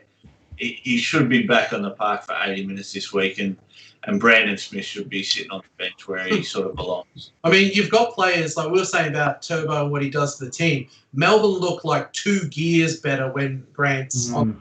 Like, it's not just they're up a gear now. They're quicker out of dummy half, better ruck recognition, but they go up 2 gears. And they absolutely, when Grant comes on, they kill teams. He's just so good. Yeah, I mean, he's got a 90 break even this week at 600, just over 600k. So, yeah, it'll be interesting. They didn't need him on the weekend. Obviously, it was all happening out on the edges. But yeah, when they need something to happen, he's the one that can make it happen for sure. And look, against Cronulla, I've said Cronulla are soft up the middle. So I reckon Melbourne, you could find a few players here that score big this week. Jerome Hughes, he'll find that edge like he did last week. I reckon he can back up last week's 140 with another ton plus. Obviously, probably more of a draft proposition, but anyone who does happen to have him in Classic, I reckon is a good position. I need Olam to go for a couple of tries, mate. Like Olam, he's got a really good base, Olam, so his low scores are like 40s, and he can tackle, break, and offload. I want to try, and I want 100 out of Olam. He's the dumbest footballer, I reckon, in the comp. But boys, on the Cronulla side, Dugan a clear drop this week. Will Chambers straight back in after a game for Newtown. Up against his old team. Interestingly, sin bin for Newtown last week as well. Yeah. So I think that they're missing a little bit of control.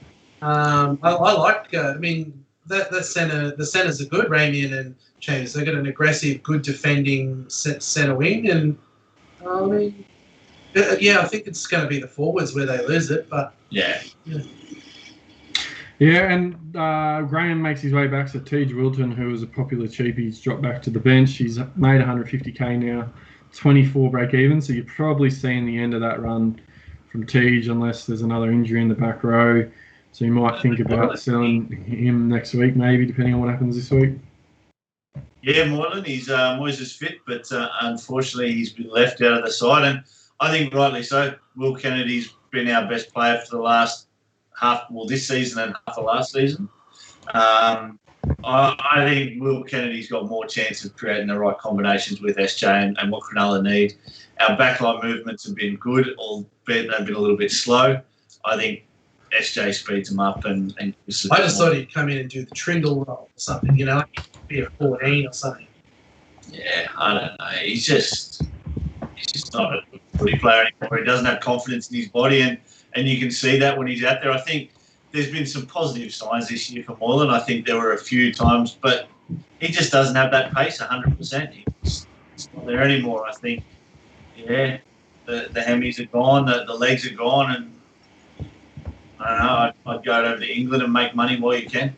Yeah, well, next year it's going to be A-Ray and maybe Sean Johnson. Yeah, I'd be keen. I'm keen to get him. I really think he's probably the acquisition that Cronulla need. I'd like to see us bulk up a little bit in the forwards, but I love the player. I know he's class. I've spoken about it before. He's never having Supercoach breaks down too much, but just his game maintenance. If he's there in 80% of the games a year, your team's making the top 8. And if you've got an A-Ray in 7, you get Sean Johnson. You get the Sean Johnson that you want. Yeah. Because he can just, when you've got a player of A-Ray's, abilities and organising, Sean Johnson will go mental, I think. So that if that comes to fruition, good. So he's got that young, is it Metcalf coming through as well? So he's, I don't know, maybe they're going to put a bit of faith in someone like that, and it looks really good as well. Moving on to the second game on the Friday night, and it will be the battle of the Queensland teams. Brisbane taking on the Titans. Boys, could be an absolute field day for a few of these Titan boys again. Brisbane were absolutely woeful last week, and a couple of key changes in the halves again, with Milford coming in and also Tyson Gamble. I think he's only played a couple of games. What the fuck? Yeah, Gamble, welcome to 2021. You're defending David Fafita. Yes, so I think there'll be plenty of people looking at the stats. Where the fuck are they gone? Oh, they're both dropped, mate. They're both dropped, so... Kevy's fucking Kevy Walters merry-go-round. You wouldn't think there's one of the greatest halves, running around. Kevy, the way he moves even the way the halves play, shouldn't he be a good coach to halves? Broncos are the worst in the Australian cricket team. Fuck, you just get dropped, don't you? Look, fair enough. The results haven't been on the board, but shit, you got to give these blokes a chance to work through it, surely. Well, the best thing that could happen to, I think, the Broncos is old mate, who's the bloody captain, who's 2 years past the game. Alex Benny. Yeah, so Jordan Ricky. I didn't think that Jordan Ricky doesn't get involved enough, but you got to stick with him. He's young and rangy. You got to let him play, and I think he'll get better. So I'm glad he's in the second row, and you get nothing from. If you look at it, Lodge, Turpin, Haas, Ricky, Pangai, Carrigan. They should be able to hold their own. So if they stand up, I just think. I think there'll be plenty of points in this game. I think it'll be for both teams. I can see Brisbane. I haven't really loved everything from the Titans, to be quite honest. And I think Brisbane are, a chance in this game to score some points. I'm going to probably. I captained Fafita. I missed Fafita when he got 140. I captained him the next week when he got 78. I didn't captain him last week when he got 150. So if I captain him this week, I'm going to get 70. Is that right? That's how it works? Yeah. Yeah. Look, interesting thing, with Ricky there is Glenn's torn a calf or something, so he's out for a month. So anyone that held Ricky, I sold him last week, but anyone that held Ricky might bounce back. He's capable of hitting his break even and might get another surge in price. Plays around 13 buys, so you've probably done well to hold him. Tessie News also in 18, so 18th man at the moment. So, Kevy's an absolute lottery at the moment. Boys, I know we're talking about Tavita Pangai Jr. is another massive buy this week. Tyrone Peachy is probably something a little bit different. I know there's plenty of people probably overlooking him, and rightly so, but thoughts on Brimson, Joshy? Brimson's very cheap. I know he's been pretty inconsistent, but he's done 475k. People looking to get off Teddy and stuff this week. Is he an option? Mate, I started the season with him at 620,000, so no, 475 is cheap as chips. Mate, look, I rate him. I really do. I was disappointed in obviously how he started the year, and what probably made that more disappointing is obviously Teddy's first 2 weeks, and then I trade him in, and then he goes to shit. So, yeah, look, story of my year with sort of these bad trade in and out. But Brimo, mate, look, the whole team, they're just going to get better and better, this team. I just don't know whether you want him in there with what else is available at fullback. That's probably what I look at is he a good player? Yes. Is he going to score an 80 or 90 and possibly throw in a 110, 120? Yes. He doesn't have a 180 or a 190 like all these other guys do. So and they've got lots of options. Like Thompson's playing out of his skin this year.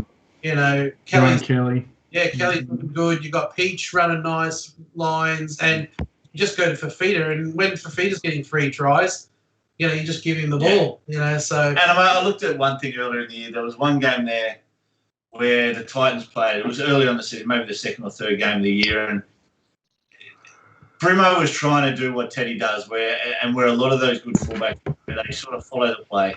And, you know, you're just sort of sitting there waiting for a break, waiting for an offload, whatever it was, and every time it happened, he was on the wrong side of the ruck. You know, he doesn't read the play as well as some of those other guys just yet, but I think it'll happen. But yeah, just too much talent at fullback at the moment, mate. Can't have him. No, fair enough. Yeah. Team too, so a lot of people getting Thompson, a lot of people getting who have got Kelly. So there's a few options in the. You could, like you said, Peach maybe if you've got Staines, you know. I think Peach is a better option than him. You know? Yeah, obviously, with him playing around 13 by, there's possibly some options. I don't know whether Brimo will play Origin or not. Maybe he finds utility. Probably not, actually. So, but yeah, Peach is an interesting one for sure. He's probably pretty hefty price now, but yeah, there's a few options there in that Titan side, I reckon. So have a look. The Saturday, first game on the Saturday, and it is the Panthers taking on the Eagles. Should be an interesting one, boys. Obviously, Tommy Turbo taking on the Panthers, basically. Tommy Turbo and his groupies. Taking on that formidable Penrith side. Any standouts in this one? What are you thinking? Next game. Mate, look, I need to figure out who's on Brad Parker's side. And whoever that is, they're going to score some points because probably one of the worst defenders I've seen in rugby league, Brad Parker. Look, Manly have obviously been improved. The last 2 weeks, they've scored 40-odd points each week. Tommy Turbo's obviously taken them up that gear, but they're against the best team in the comp at the moment. Penrith just look good across the park. They don't look like they're slowing down at all. They get so much impact off the bench from Spencer and Liam Martin. It's really hard to see. I think you've just sort of got to look at this from a Supercoach point of view. Schuster's pretty much a hold still. PCE was always an option once Turbo's back because we see what they did last week. They just read each other's play so well and support well. I think you play Tommy, obviously, but you don't. It'd take ballsy pick to pick him as captain, I think. Yeah, I don't think there's the captain option there this week. And I think it'll be similar to... I mean, I don't think that the Knights play too bad, but that's just the level up is Penrith, and I think they just make teams that are even just playing pretty well, play pretty good, they just look like shit. And I think that'll happen this week. Mainly it'll deflate them a smidge, just playing a team of this calibre. Yeah, they're just relentless. They just repeat sets, keep getting out of their sets, bury you in your own edge corners. In the back, Nathan Cleary passes to Luai, they're all dangerous. Then you go to either Matt Burton or Steve Brighton, dangerous. And you go to wingers, you know, Charlie Staines, who can finish a try, and To'o, who's amazing. You got Dylan Edwards, who's one of the biggest meter eaters and always there on a play. It's like the best back line in the comp. Yeah. And then you got the middle like they have, like with guys like FJ Fetch and Yo and Leota punching through. Appy's back this week, which is interesting. All eyes on Appy. Obviously, not sure what to make of him, only playing the start of this first game, part of the first game of the season. So, big break even. Maybe he's a possible buy for around 13, depending on what's going on. Appy always plays well fresh. I think he's a good player fresh, and I think he'll come back this week. I think he'll probably have a couple of down weeks after it, but I'm tipping he probably hits that break even this week, and then maybe sort of next week. But I can see him near cracking the ton this week. And the second game on the Saturday will be the Dogs and the Eels. Could be another absolute slaughter for those Eels blokes. So if you brought in Gutho last week, or you're looking at a trade out option for Teddy, Gutho could be your man. He's looking like a lot of stuff's just going through him. Basically, he's putting Sivo over for most of those tries. He's about 100k more than Teddy, which might make it a little bit tricky, but I don't know. I don't think he plays Origin. There's just so many options for that blue side. I don't really know what to make of it. Maybe he goes into camp but still plays 13. Make a Sivo, guys. I know, Joshy, you'll probably never touch him again after what happened last year, but you can't deny the fact that he scored 157. He's priced under 500k with a pretty big negative break even. He's going to make a lot of money, and they do play the Dogs this week. So, I know he hasn't very much done anything too special prior to that, but, 157, there'll probably be plenty of people that jump on. And against the Dogs, maybe there's another couple of pies out there for him. Yeah, look, I reckon this is a Reid Marnie week. Obviously, we've got a lot of the boys who do all their bold predictions and things like that. I reckon Reid goes ton plus this week. I reckon they'll find a few gaps up the middle of the Dogs here. You speak about, obviously, Junior Paulo and how he's been a little bit off. I think he bounces back as well, and Reid Marnie off the back of those sort of quick forwards in the middle. I'm liking the Eels for a 30-plus win this week. Yeah, I'm the same.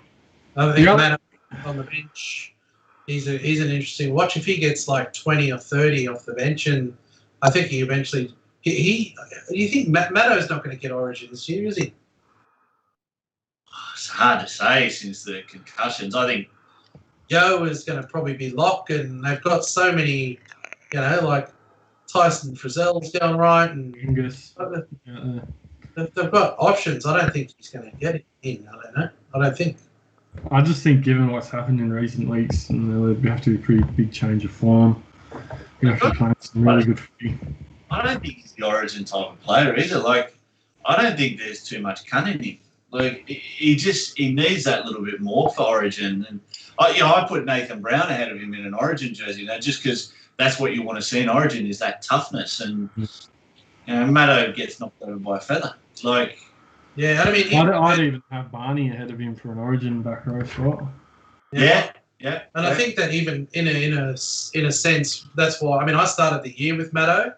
It was him and Crichton, wasn't it? And this year there was the rumblings about wanting to get out and go for more money again, doing that. It looks like he's, I heard a rumour from a person who works the Eels, just allegedly, that he purposely didn't want to come back, earlier, right? He didn't mind it dragging on, the HIA symptoms, So to me, he doesn't seem like somebody who wants to play and go and grab it by the scruff. So, I mean, you'd think that he would be a prime target for around 13 if he comes down in price to 500. But, I'd keep Isaiah Papali'i in the second row and start Matto off the bench. That's what I was calling for, while he was out. Just Papali'i deserves to start. Yeah, I also heard that he was linked to another club as well. He was looking at what the options were. So, yeah, I have heard those similar things about Matto. Supercoach-wise, I know it's probably not relevant because you've got Sam Walker doing as well as he is, and also, obviously, Cleary's must-have. But Mitchell Moses is only 440k with a -7 break-even. But maybe he's turned a corner with that performance against Canberra. He's a big confidence player. I think with Walker, obviously still mid-300s and an even lower break-even, It's probably not that relevant, but maybe if you don't have one of those guys and you're looking for something different, I think Mitchy Moses could be an all right shout this week. I think Mitch Moses must be able to hear if I've ever wanted to bring him in my team, and he just decides that he fucking hates me and he's going to go swim. Yeah. And there'll be plenty of idiots, lunatics bringing in the Cardi party, no doubt, just based on what happened last week. But you'll get burned by that at 400k with a 20 break even, so don't do it. Yeah, otherwise I'm hoping Paulo can find some pie and score some points. But yeah, hopefully some points out there. I think Gutho's a good buy, and hopefully Fergo can get some meat as well, boys. Yeah, this game's got Gutho and Marnie. I think up the middle, both of them are just going to rip up the shreds. The second game or the last game on the Saturday is my boys taking on the Roosters. Should be an interesting one. I think we're unchanged from last week, basically. Lachlan Fitzgibbon and Tex Way find themselves in the extended bench, but no changes for us. At this point in time, Tedesco has been named, but I think a lot of people are expecting him not to play. I think the rumours are Manu to fullback and then maybe Suwali or Ikavalu to come in, whether that's at centre or one of the Morris boys pushes in if it's Ikavalu. Yeah, I mean, what percentage do you have Tedesco? It's not like the Roosters at all, but they did the same with Takiaho on the short turnaround. They named him and they took him out 2 days out. So, I mean, Tedesco's your most precious commodity. He could probably even use a game off to keep himself fresh. And I think he's had the HIA concerns now. I think that's 3 within the last 18 months or something. So I think there's some concerns there with Teddy and the HIA, and might be more careful. Yeah, it was a bad one. So I'd be surprised if he plays. Yeah, I mean, I give the Knights a chance here with no Teddy. But they, like Josh said, they played really well without him. I'd love a bounce back game from Crichton. Jesus, he's couple of 50s. Yeah. I mean, I think, I agree. He's not cheap. He doesn't really produce anything amazing, has he? But, you know, he's just always in everything. It's crazy that his sort of scores have been so low, ADOS, because he just seems to be in everything. But, yeah, I hope he can turn a corner and find some meat pies or something soon, because I suppose he's burning everyone and everyone's got bigger problems, but for his price tag, he hasn't really produced, has he, this season? Hang on. Ado talked about Penrith having the best backline in the comp. Mate, your Knights have got to have the worst, don't they? I've been saying it for the last... it is Trevor McGee's at the Raiders. All right, your 1 and 4 are good, you know. We know that. They can really walk into any team. But the other 5 blokes there, fucking hell. I think that's really what's letting us down, to be honest. We've got a good forward pack. It's just those edges. We just lack the creativity and genuine strike outside of... Well, Ponga's only just come back and same with Best, but you watch this week, Bradman Best will get nothing. He'll get nothing because if you're... Like, they're so great, the Morris boys in defence, and Manu's a good defender. I know that he's a great runner, but I mean, who was it? He was up against a prime centre, Morris, a few weeks back, and just got nothing. He just absolutely dominated him all game. Yeah, I'll be honest. I didn't see 65 points out of him on Thursday against Penrith. I really am dumbfounded by the 45 points in base that they gave him.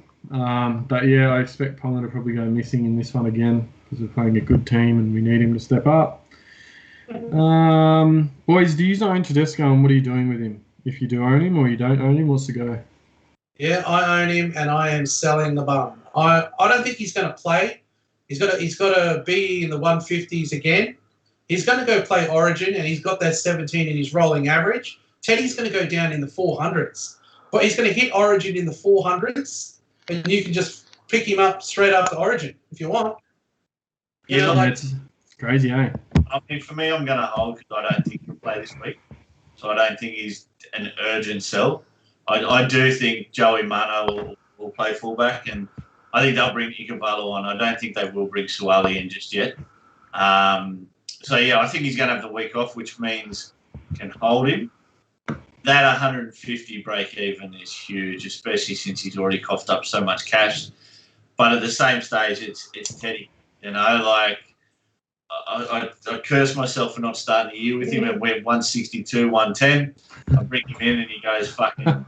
Yeah, because I'll tell you what coincided with that was Kiri ACL. Yeah, they just don't play in a way that gives. I mean, he does those harbour bridge passes and Teddy's up the middle. It just doesn't suit the style of play. So, like, I know you've lost money with Teddy, but if Teddy's a straight across to, you know, if you've got money in the bank and you want a round 13 captain, you could go to Gutho for under 100,000. Yeah, you know, you go straight across to Val Holmes. Right.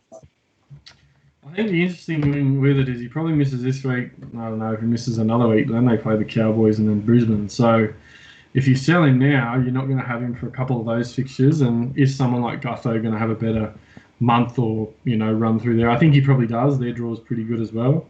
So I just think you got to consider that. But yeah, given his break evens 157, you know, plummets with another 40, and a lot of good Supercoach players say this year is if you want players that you can tick off getting 100 every week, it's your good fullbacks. You know, Turbo will go out and he's got a tough matchup this week, but he'll get near enough 100, you know, and the good fullbacks will, you know, and I just think that you want to run out. There's 200 guaranteed points if you run with a Gutho and a Turbo, or I mean, Ponga might go missing this game, but he got 50 last week and you hardly saw him. You know, like I think going out with two fullbacks is a benefit, especially if, you know, like, what do you got to lose if you're in 40,000? Yeah. You know, like, absolutely.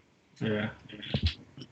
Like we thought it was madness a few weeks back, and everyone went Teddy to Latrell and made 200K off it, and then he got outscored and you made 200K. So you've got to be fearless sometimes. This week I would have held Teddy if he played, and my decision would have been, am I going to hold him now just for the rest of the year so that the money doesn't make a difference at all?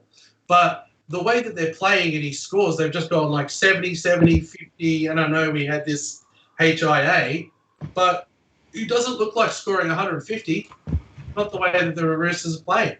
I mean, it just doesn't look like he's going to score 150. So to me, it's just like, well, I mean, I could get burnt in whatever I do now, but I want to get points for this week and next week. And you know, if I've got to get back to Teddy, I can see, especially with his scores and his BE and what's in his rolling average. All right, I could go to Gutho now for the next couple of weeks. If Teddy comes back and brains one score, I can buy him for a 200K cheaper than what Gutho is, because he's losing money like a sieve. It's really interesting, right? The way things are playing out, when Pappenhausen returns in 2 weeks or whatever it'll be, all of a sudden who's going to have him? He's going to be a pod at this rate at 900K. No one's going to be able to get him back in. Won't be able to get. The difference between Teddy and, I mean, some people are like, oh, I'll just go Teddy back up to Pat. Well, it's 400K. You won't be if you keep him this week or next week and he plays. But, it's going to be really interesting to see how those fullback spots evolve. I mean, if you go to Gutho, at least you're probably not going to be too far away from getting back to Pat when it happens. But, yeah, it's crazy what's happening at the moment in those fullback positions. But agree, I think you've got to run two guns there. It seems stupid to sell Teddy because you've lost a whole bunch of money on him. But if it's not too hard to get to either a round 13 person or someone who's going to score 100 this week, you can understand why people are going to do it if he's out. You know, so... Yeah. Anyway, moving on to the next one, guys. On Sunday, first game will be Warriors Cowboys. So yeah, Sheck's been put back to fullback. Reece Walsh now plays 6. That'll be interesting. You got Rocco Berry, who I think he was supposed to he debuted on against Melbourne. Wasn't anything too special. Obviously, now the Warriors guys will play the round 13 bye, so you probably can't look at too many of these guys. But one guy that probably a lot of people will be looking at is Josh Curran. He has got off his suspension, so how he even got done for that in the first place is an absolute disgrace. But big Joshy Curran, 203K and a negative 58 break even. So should make some good cash, and he looks like he's, you know, that edge spot is his to lose. And the type of coach that Nathan Brown is, I think he just keeps rewarding him with that spot. as long as he's performing, which is good. Tohu's back in the team as well. That burned a few people. He was sort of a random late out in that game. I didn't see that till the Sunday, so that was pretty interesting. But he's back in the side. You know, you hear it. If you go out for a big weekend at golf and out for dinner with the missus, and you don't keep your ears before, you can get fucking ruined. Yeah, it can be the difference between a decent reserve and also or an AE and you know, a couple of 100,000 ranking spots. The other one that's probably gone a bit under the radar given everything that's going on is Lolo as well. Is back now from the second broken hand, so it'll be interesting to see how Lolo is utilised. Ados, you touched on Val Holmes as a looming buy this week. I know they won't play around 13. He probably plays Origin on the wing there. But back-to-back 90s, goal kicking, he's now got the number one. He looks really good. I've always been a big fan of Val.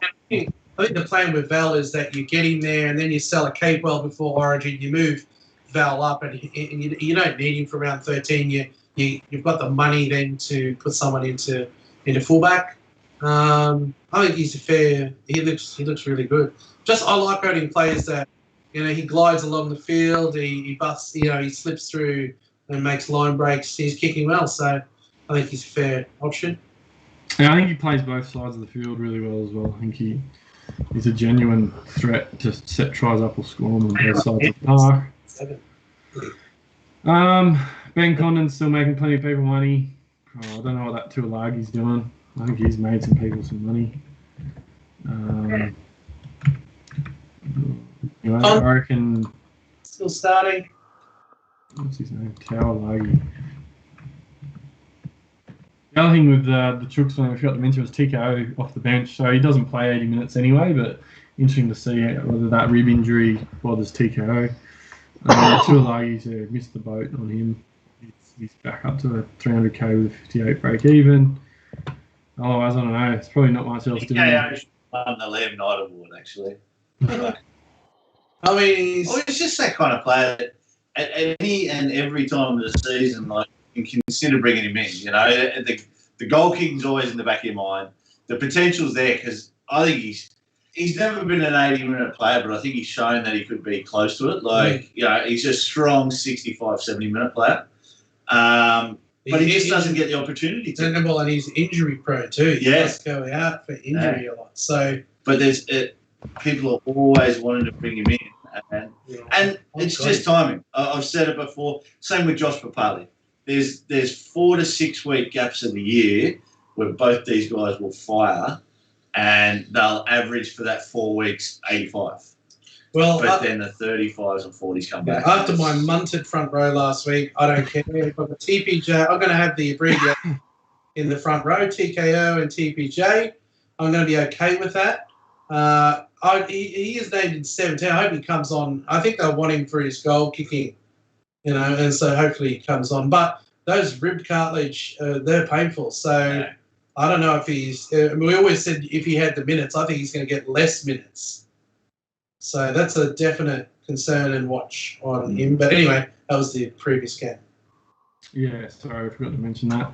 Moving on to the last game of the round, it'll be the Dragons and the Tigers.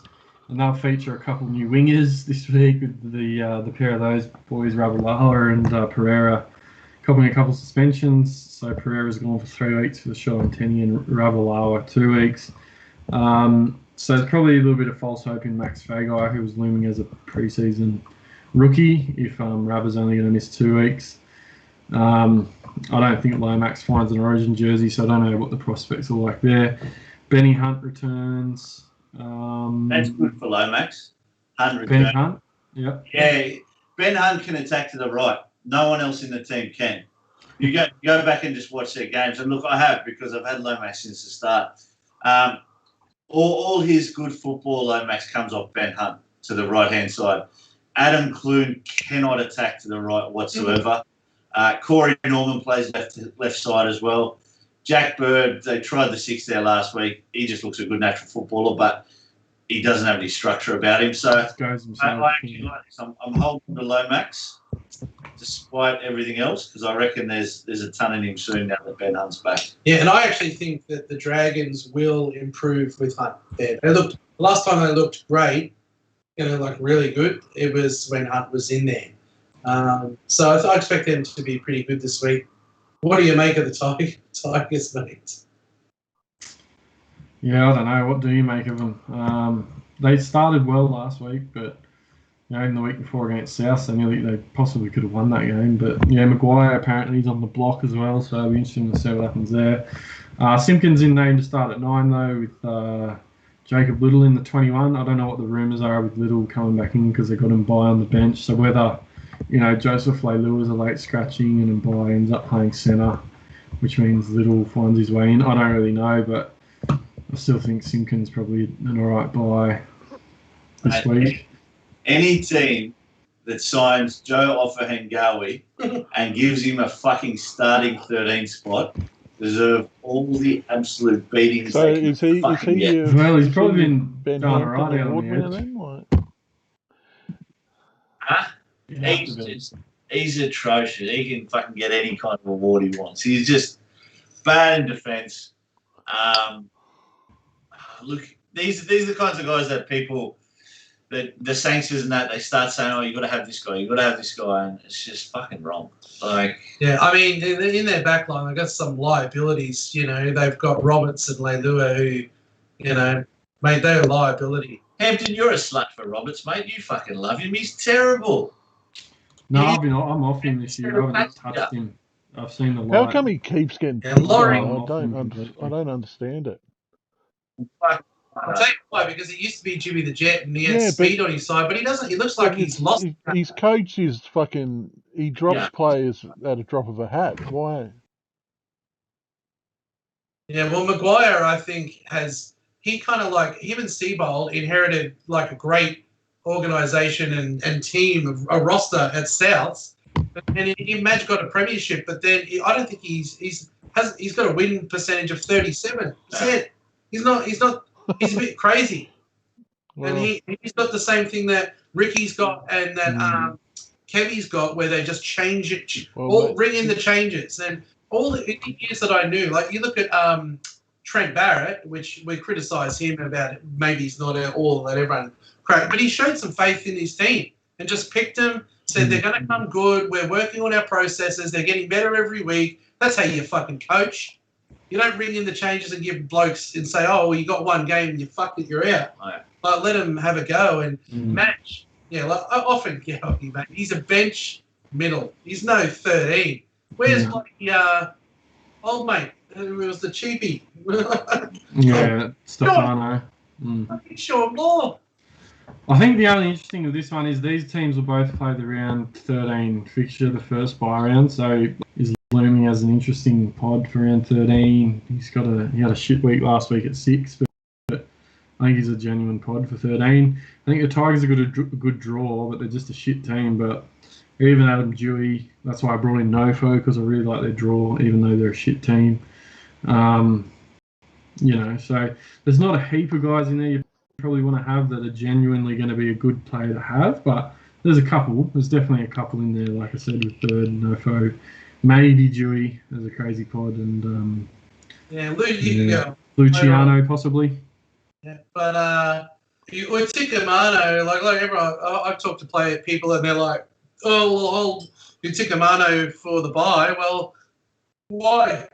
He's going to drop cash. He's got a big high BE this week. He's going to start losing money and end up at his starting price and score you 20 in the buy. So.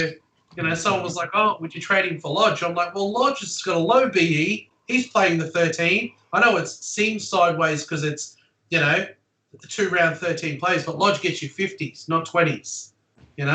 So and when that Brisbane, there's probably no one in that Tigers pack that plays Origin, probably. Whereas that Brisbane pack, they'll probably lose Carrigan. They'll definitely lose Haas. So his role increases as well, which is probably going to be a good thing as well. But there should be some points in this, and I would play if you've got Dragons and Tigers. You think there's going to be a high scoring game on Sunday, Arvo? Right. Yeah, and that is about it. So On So to just before, Brent, I just want to scores get from your last thoughts on some breaking news that happened just before we went to air. Fox Sports are reporting that the Broncos are clearing their salary cap because they want to make a play at Kalen Ponga. and Mitchell Moses, who haven't they been linked to at the moment? What happens? All the rumours always put everyone I in think, you know, people talking about. I just think it's funny that they let Sam Walker and Reece Walsh and Dave Fafita go. Talking about throwing millions Yeah. at Ponga and Moses and Reynolds and whoever it is. Why don't you just pay these young kids that were coming through $400,000 that they wanted, and you would have had a great, you know, couple of young players there that would have been able to build the club around in the future. If Fafita wanted $1 million, pay him $1 million. If Walsh wanted 500, Walker wanted 700, pay him. Why are you starting Ozako at fullback when you've got a player like Reece Walsh there who you let go? I mean, it's kind of like what the Tigers do with clubs that are a basket case. They're not hanging on to players that they should keep, and they sign that unplayed, second row. Oh, he looks like he's talented, but they're not holding on to the right people. And it's. I think the one that the best chance at is probably Moses, because Moses could go from 600 to $1 million because they've got to pay overs. 400K, you could get Moses to the club. I don't think Ponga, he's not going to go to the Broncos. He's like, why would you? Because he's like a legacy player. He could finish the game and they'll say, well, Ponga was one of the really great in the decade fullbacks. Which go to the Broncos and that could really kill that. Well, and now they don't have the luxury of it being the attractive place to play, the successful. No, it used to club be at the back top. in the day They're that the players ugly they'd Take only pay play cuts. for the Broncos. They'd stay in So Queensland now all of a Cup sudden- if they couldn't get a run with the Broncos. And now that's they've gone. got to pay overs and. But I mean, you look at Kevy too. Did and signs elsewhere because they didn't even make him an offer, and then he drops him straight away. It's just like, really childish and silly. I understand the narrative around, having juniors poach and this sort of thing, and I do think they need to incentivise, junior development for clubs. But you got to start paying guys like how you let Sam Walker and Walsh walk out and pay then 500 plus for Croft, and you got Milf on $1 million plus season, and you kept guys like Alex Glenn and. Like, who the fuck's doing in charge of that shit over there? That's just a disgrace, if you ask me. There's someone in charge needs to be held accountable for that shit. Yeah, and I mean, they lost someone like Sam Walker because, they tried to make him pay for a fucking Uber. Like, just stupid shit. Trying to will a talent who he's going to be an Origin half for the next 10 years. Like, mate, you don't. It's amateur hour, mate. Like, but the Broncos would be lucky to sign anyone. It's going to be way overs, and the best chance they have, they're going to be throwing all their money at a half. And so there was talk of DCE, and they're going to try for Moses. And Moses might come for an extra almost double his wage. I honestly think they should try and throw $2 million a season at Grant. That's their only chance. Not really, but that's sort of where they're at. They need something significant to fix them up.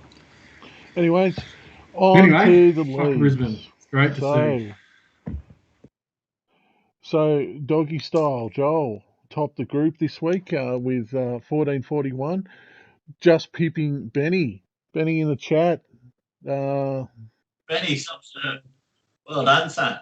Is he 822? Yeah. Nice, mate. He's chasing Kando. He's keen to get him.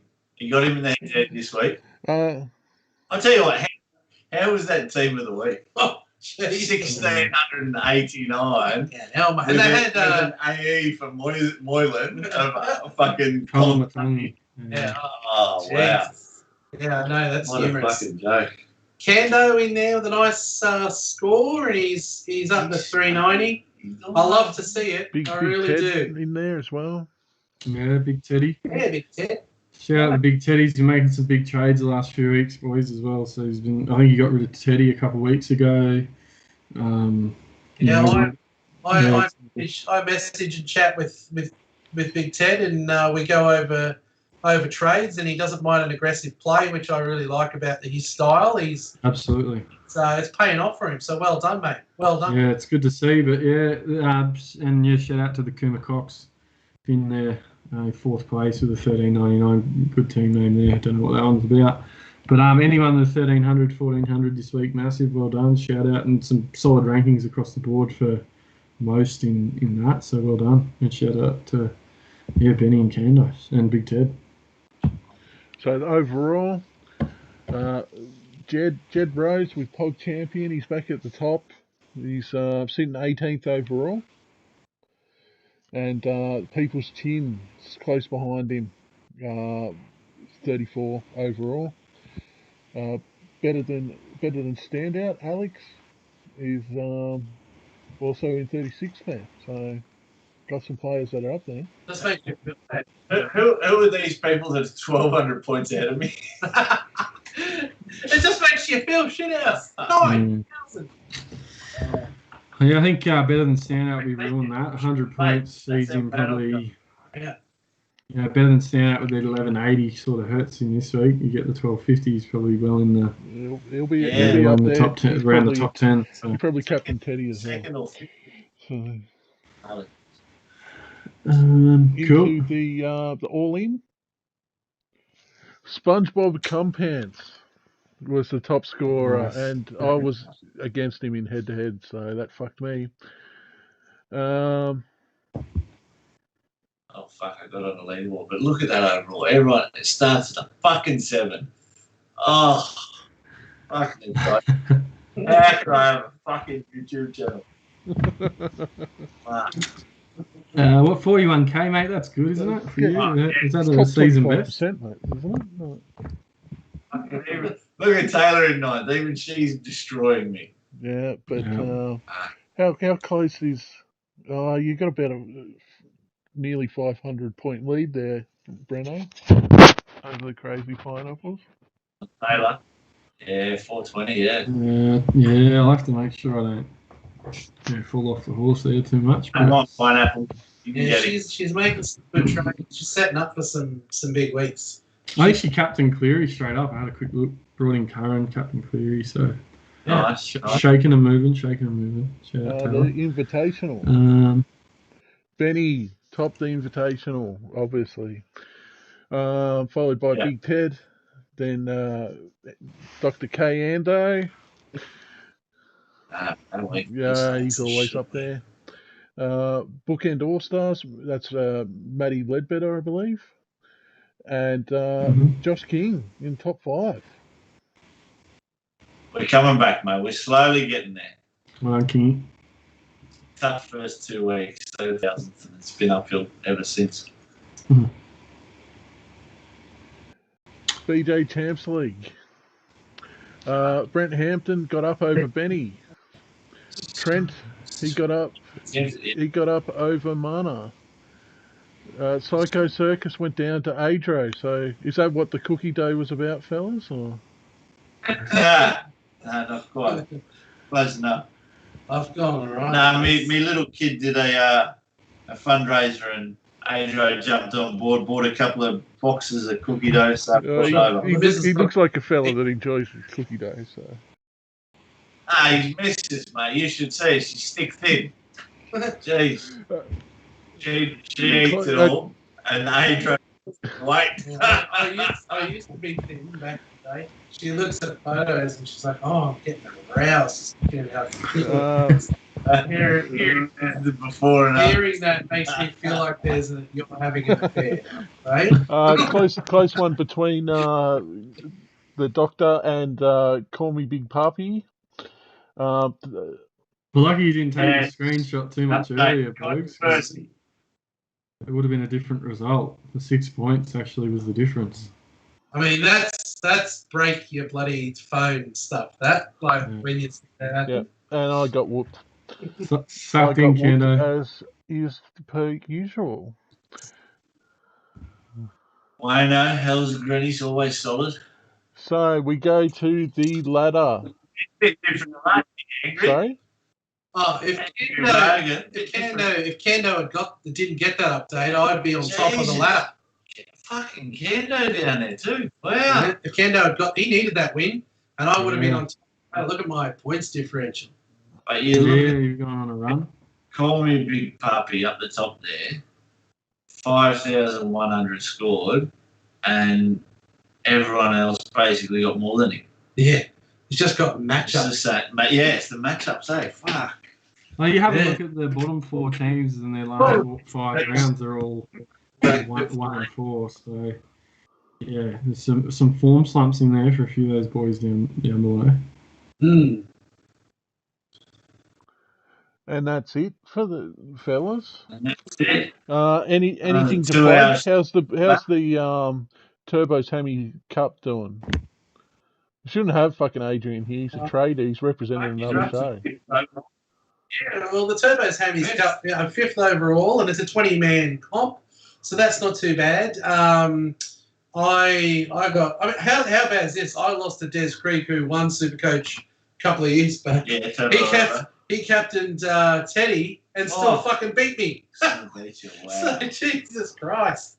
I've only had 1 win. That was last week. So, and it gets much easier for me this week. I'm up against Tim Williams, who came 2nd last year. He's struggling this year. I think he's about 7,000 or 8,000 in there. So he's like about where I am. He hasn't backed it up at all. But I tell you what, look, all right, you look at Turbo's, Desi's gone captain Teddy. Yeah. You've had a bit of a shocker last week. So it's not like the whole league had good scores, and yet you've jumped up from 14th or 20th up to 5th. So I think we were like a lot of those top leagues sort of struggled last week. I think we were in 12th or 13th. It's 5th. 5th now. And then we went up to 5th. Last week. Oh, yeah, right. Yeah. There was some big scores in our league as well, so I think they probably pulled up. Quite fucking right, though. You should be number 1. It's supposed to be representative of all the fucking Supercoach experts on the internet.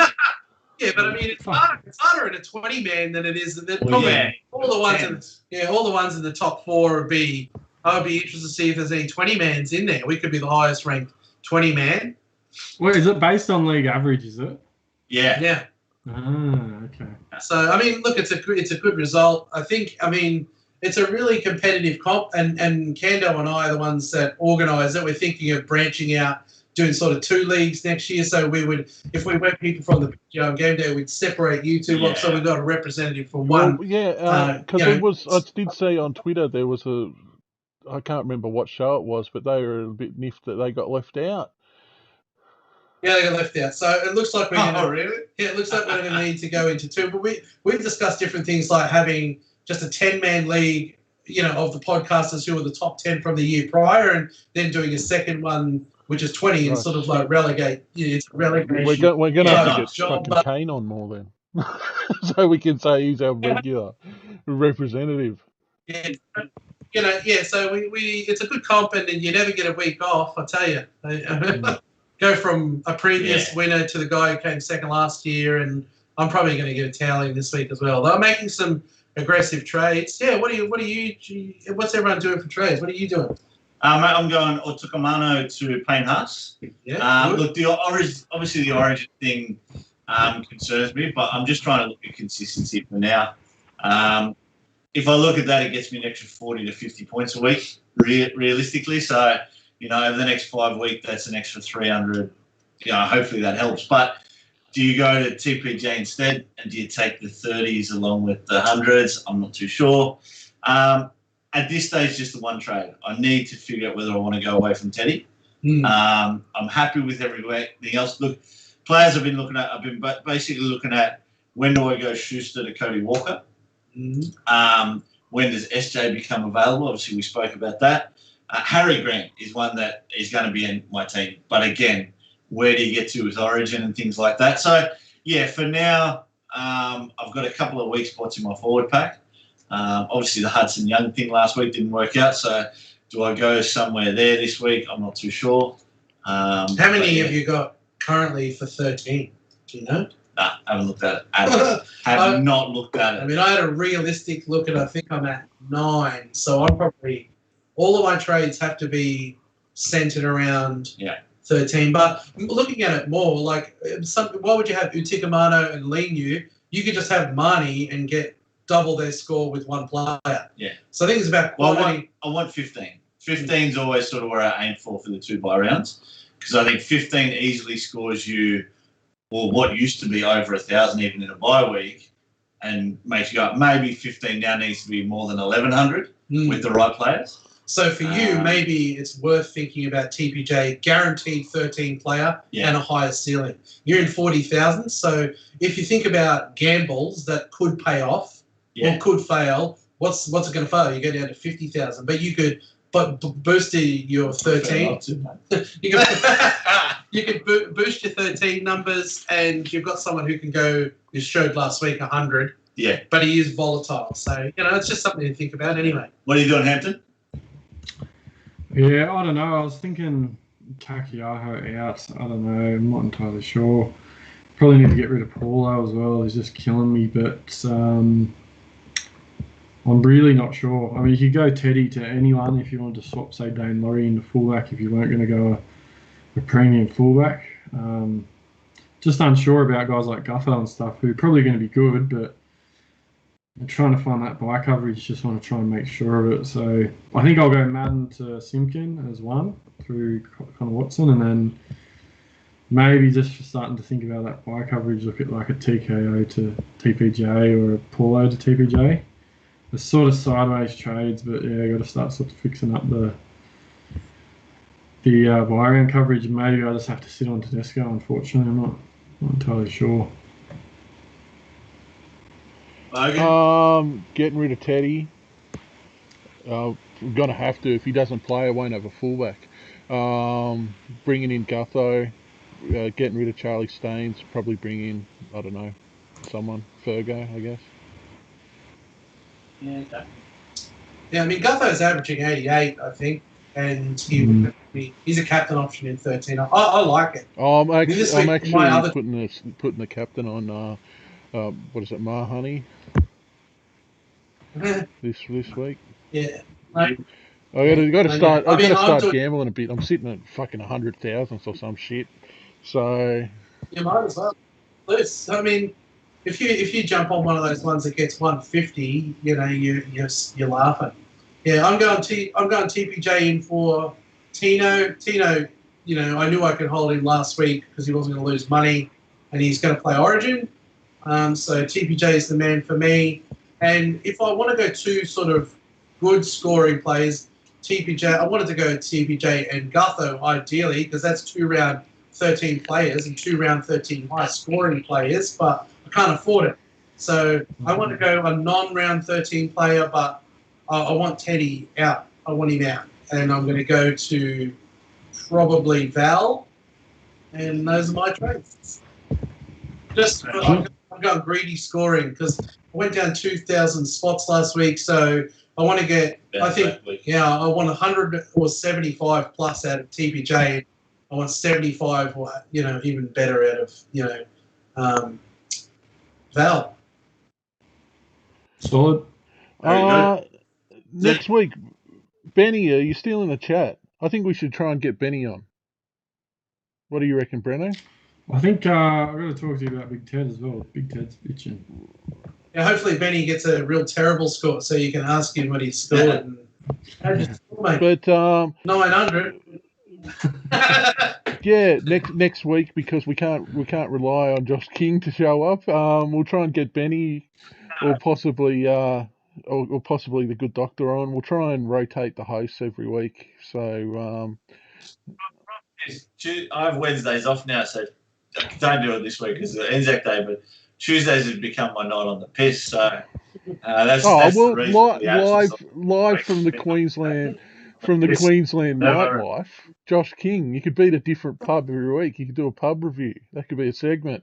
I don't need a pub, mate. I've got a double garage with a pool table and a dartboard, and that's always fucking hot too. So you can always drink a beer, mate. I've had about bloody 6, 7 on this podcast. All right, boys, let's wrap it up. Thanks for joining us, Ados. See you later, lads. And I'll be back again soon. Yeah. Next week. Oh, the outro, folks.